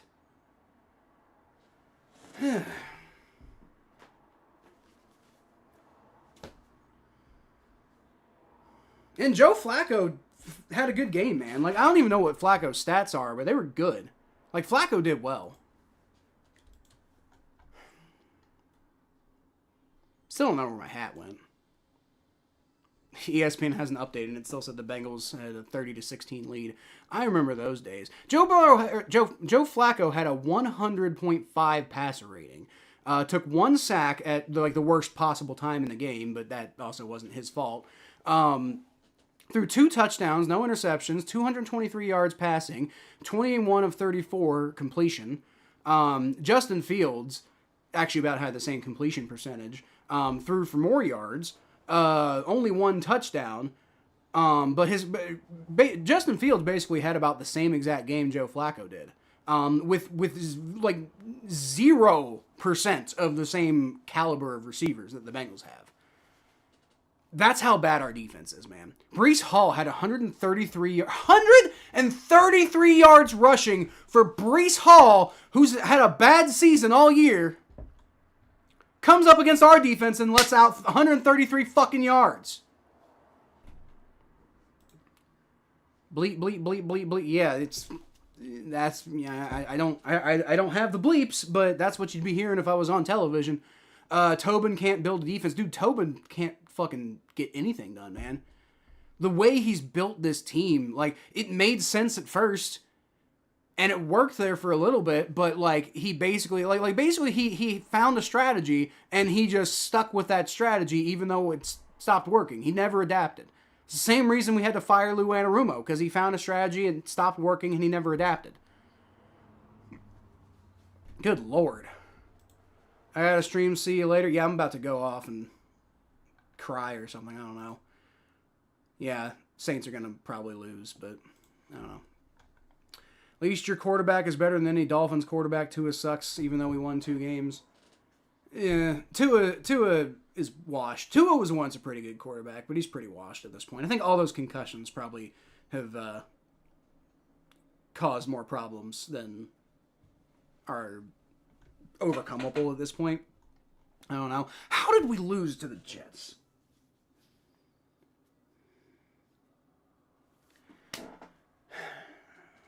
Might need to break that fucking paper bag out again. God damn. We go out and made a big trade for Joe Flacco. Save our season against the Steelers. Only to lose to the Jets the next fucking week because our defense is just absolute hot fucking garbage. Credit to Aaron Glenn for putting together the comeback at the end there. Like, you know, I said that I actually wanted the Bengals to fire Zach Taylor last year and go get Aaron Glenn as a head coach. So, you know, credit to Aaron Glenn for getting it done at the end there. But there's no, like, the only reason he got that done is because he was up against the Bengals defense. If you go up against any other defense in the NFL, he lied. He wasn't good in the first place, just a mediocre quarterback. Who lied? Tua was good at first. Tua was good there for a while. Like, he was inconsistent. He wasn't like, you know, Patrick Mahomes good, but he was like Tua was like a top like 6 or 7 quarterback at one point. Couldn't even beat the Jets. Yeah, our defense is that fucking bad, Richard. Can't wait until Drake May carves us up. Honestly, fire Tobin and Zach before next year. Tobin's not going to get fired, first of all. Tobin's just not going to get fired. They're not going to fire Tobin. Like, that's just not going to happen. And also, part of the reason they're not going to fire Tobin is because, like, I know a lot of us are like, Duke Tobin sucks at building a team. But, like, frankly, Duke Tobin doesn't do as much as you guys think he does. Like, people treat him like he's a GM, but he's not a GM. He's basically, like, the head of the personnel department. So, like, he runs contract negotiations and stuff. And maybe you could argue that he's bad at that, too. But, like, basically he runs contract negotiations and, like, he's kind of in charge of the scouting department and stuff. But, like, he's not a GM with the kind of powers that you guys think he has, you know. Fire Zach? Maybe.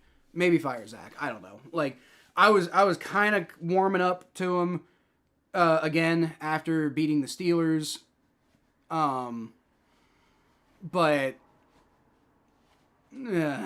Caleb Downs is a Bengal. Who's Caleb Downs? I'm guessing that's some guy in the draft. Ohio State safety. Don't think the Bengals are going to draft a safety. I just don't. I mean, they might draft a safety, but I don't, like, when is...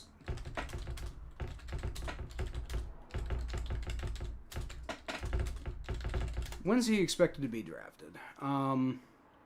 Early first round. Yeah, the Bengals aren't going to draft a safety in the early first round. Even if they get a draft pick that high, they're not going to take him. They're not going to take a safety. They don't value safety. They just don't. They might take a safety, but it'll be in like the 3rd round or something like that. He's the best defensive player in the nation, but he's still a safety, so the Bengals won't draft him. Bengals might be a Patriots bye. With the way the defense is playing, you're not, like, I'm kidding, but I think I agree with you, Richard. Like, the way that defense played today, I think, I'm sitting here, like, I think the Saints could beat them, you know? The Jets are already the worst team in the NFL, and we lost to them. First round safety is a low possibility. Not really. Not really. Especially if it's like an early pick. Like the Bengals, maybe if the Bengals trade down into, like, you know, the back end of the first round, they might take a safety at that point. But the Bengals don't value safety like that. They just don't. So, you know, whether or not Caleb Downs will go in the first round that early. I'm guessing he might. That appears to be what I'm reading right now. But it appears people are saying he's the single best prospect for the 2026 draft cycle period. So I'm sure he's going to go super high in the first round, if not number 1 overall. But that doesn't mean the Bengals are going to take him. Like, I just don't think they would. Tua may have been good, but concussion just proves that he's not as good as he told us he was. I'm going to show everyone who I am, wolf in sheep's clothing. Well, I don't think the concussion proves that he's not as good. I think the concussion caused him to not be as good as he said he was. The many concussions, but 81 tackles for the Bengals. They got trucked in the run. They didn't just get trucked in the run, dude. They were constantly letting dudes get open in the coverage. And in a way, they were getting trucked in the run because they kept like plays that could have been losses or at most 1 or 2 yard gains ended up being 5, 6, 7 yard plays. Some of them ended up being big long runs. So yeah, they sure did get trucked. If I had to guess today, I'd say the Bengals go edge first next draft. That'd be my guess. Probably that would make the most sense. From what I understand, this edge class is not super exciting. So I don't know, but it feels like what the Bengals would probably do because when's the trade deadline?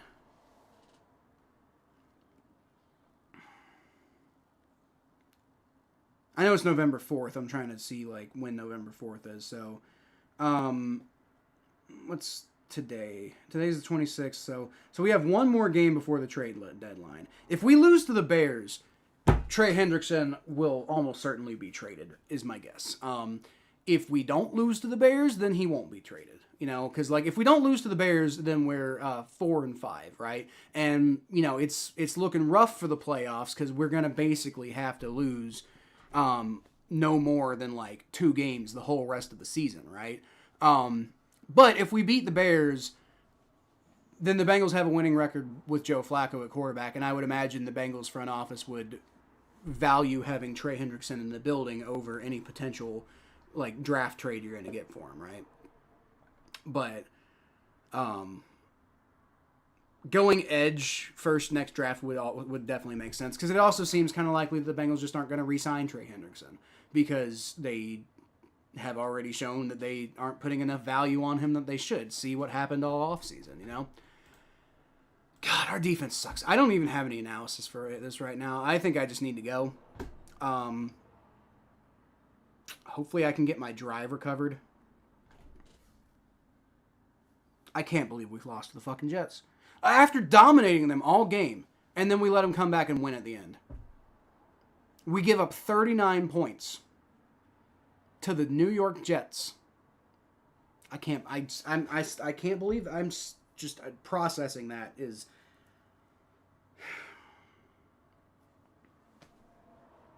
so much for the Flacco miracle run.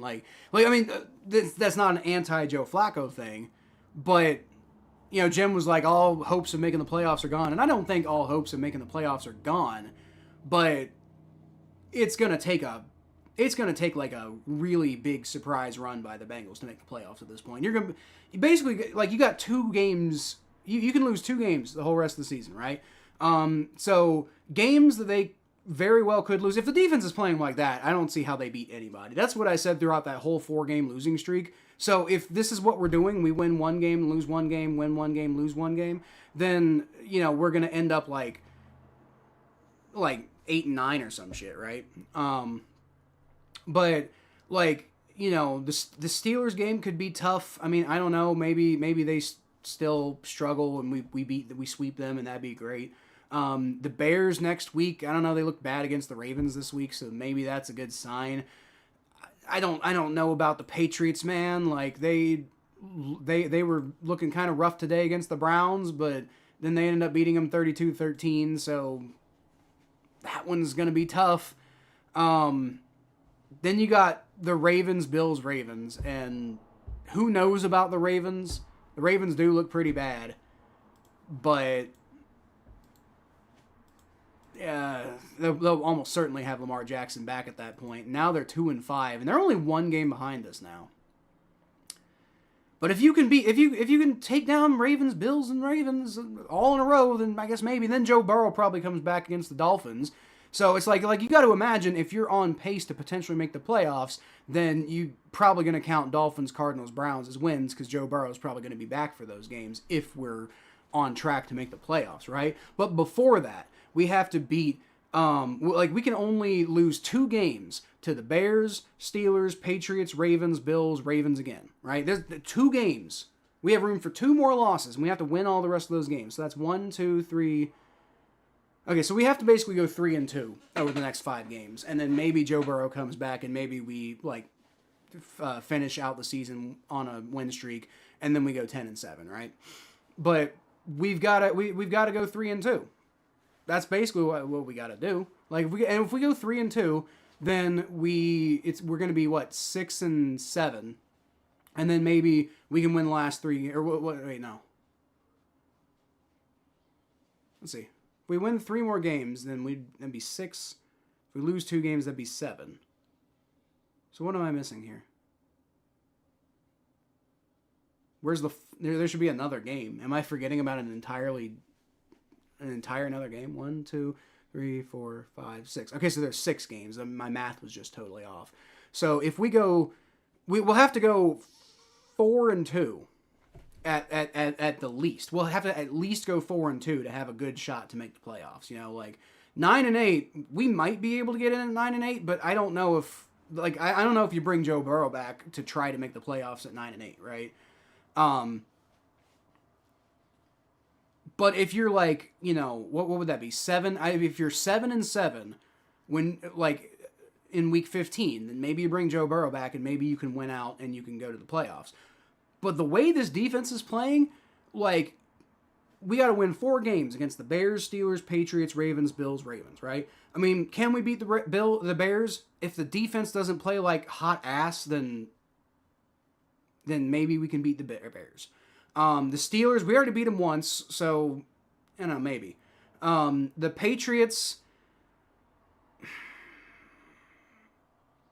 maybe, but not if the defense plays like this, though. So I'm not going to count that one. The Ravens are a solid maybe. So maybe that's 3 with the Ravens, right?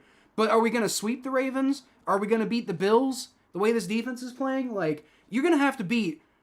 You're either going to have to sweep the Ravens or you're going to have to beat the Patriots or the Bills. And even then, you got to definitely beat the Bears and the Steelers. Because otherwise, there's the playoffs aren't happening this year. It's just not happening. On the bright side, at least Burrow has plenty of time to heal before we need him again. Well, as I was just saying, I wouldn't write the playoffs off just yet. It's just that room for error is getting narrower and narrower, and we don't exactly it was looking like our schedule was going to be, not too tough, but now it's looking a lot tougher. So, here's the thing: when Joe Burrow went out, it was like, okay, well, you know what? You beat the Vikings. You beat the Broncos and you beat the Steelers. Maybe you beat the Jets. Maybe you beat the Steelers. And then you just got to get one more win the rest of the season. You're fine. And what do? We lose all but one of those games. And the one is against the Steelers. It looked a lot like this game, except the difference in this game is, the defense gave up even more points. If the defense gave up 39 points against the Steelers, we would have lost. So, I don't know. I don't even know how you reconcile that. You should end the stream. What's the point? Dude, Jim, shut the fuck up, honestly. Stop coming in here. I don't mind you coming in here and talking shit, but can you stop just trying to, make, being just, a shithead? You can come here and talk trash about the Bengals. You should end the stream. What's the point? What a shitty thing to say, man. Fuck off. Honestly. I'm not going to, ban you or anything, but, you really got to stop being such a fucking, like shit about everything. Like you really got to tone it down because like it's not funny anymore. All right? It's like stop telling me how to run my stream. Stop telling me what to fucking do, okay? Like shut up, honestly. I'm about done with your ass. Wasted money on the Flacco shirt. Now that's also a shitty thing to say, but that's, you know, like, that's a fair thing to jab me about. But, like, stop saying shit like this. Stop telling me how to run my fucking show. Wasted money. No, I didn't, because we beat the Steelers. Like I said, if we lose every other game the rest of the season, at least I got a moment of the season that made me feel good. So I'm happy with the Flacco shirt. That's, you know, I thought it was a good purchase myself. But, does kind of suck, but, you know, we'll see what the Bengals do the rest of the season, though. We'll see. I still don't know where my hat is. Okay, it's behind me. How did it get back there?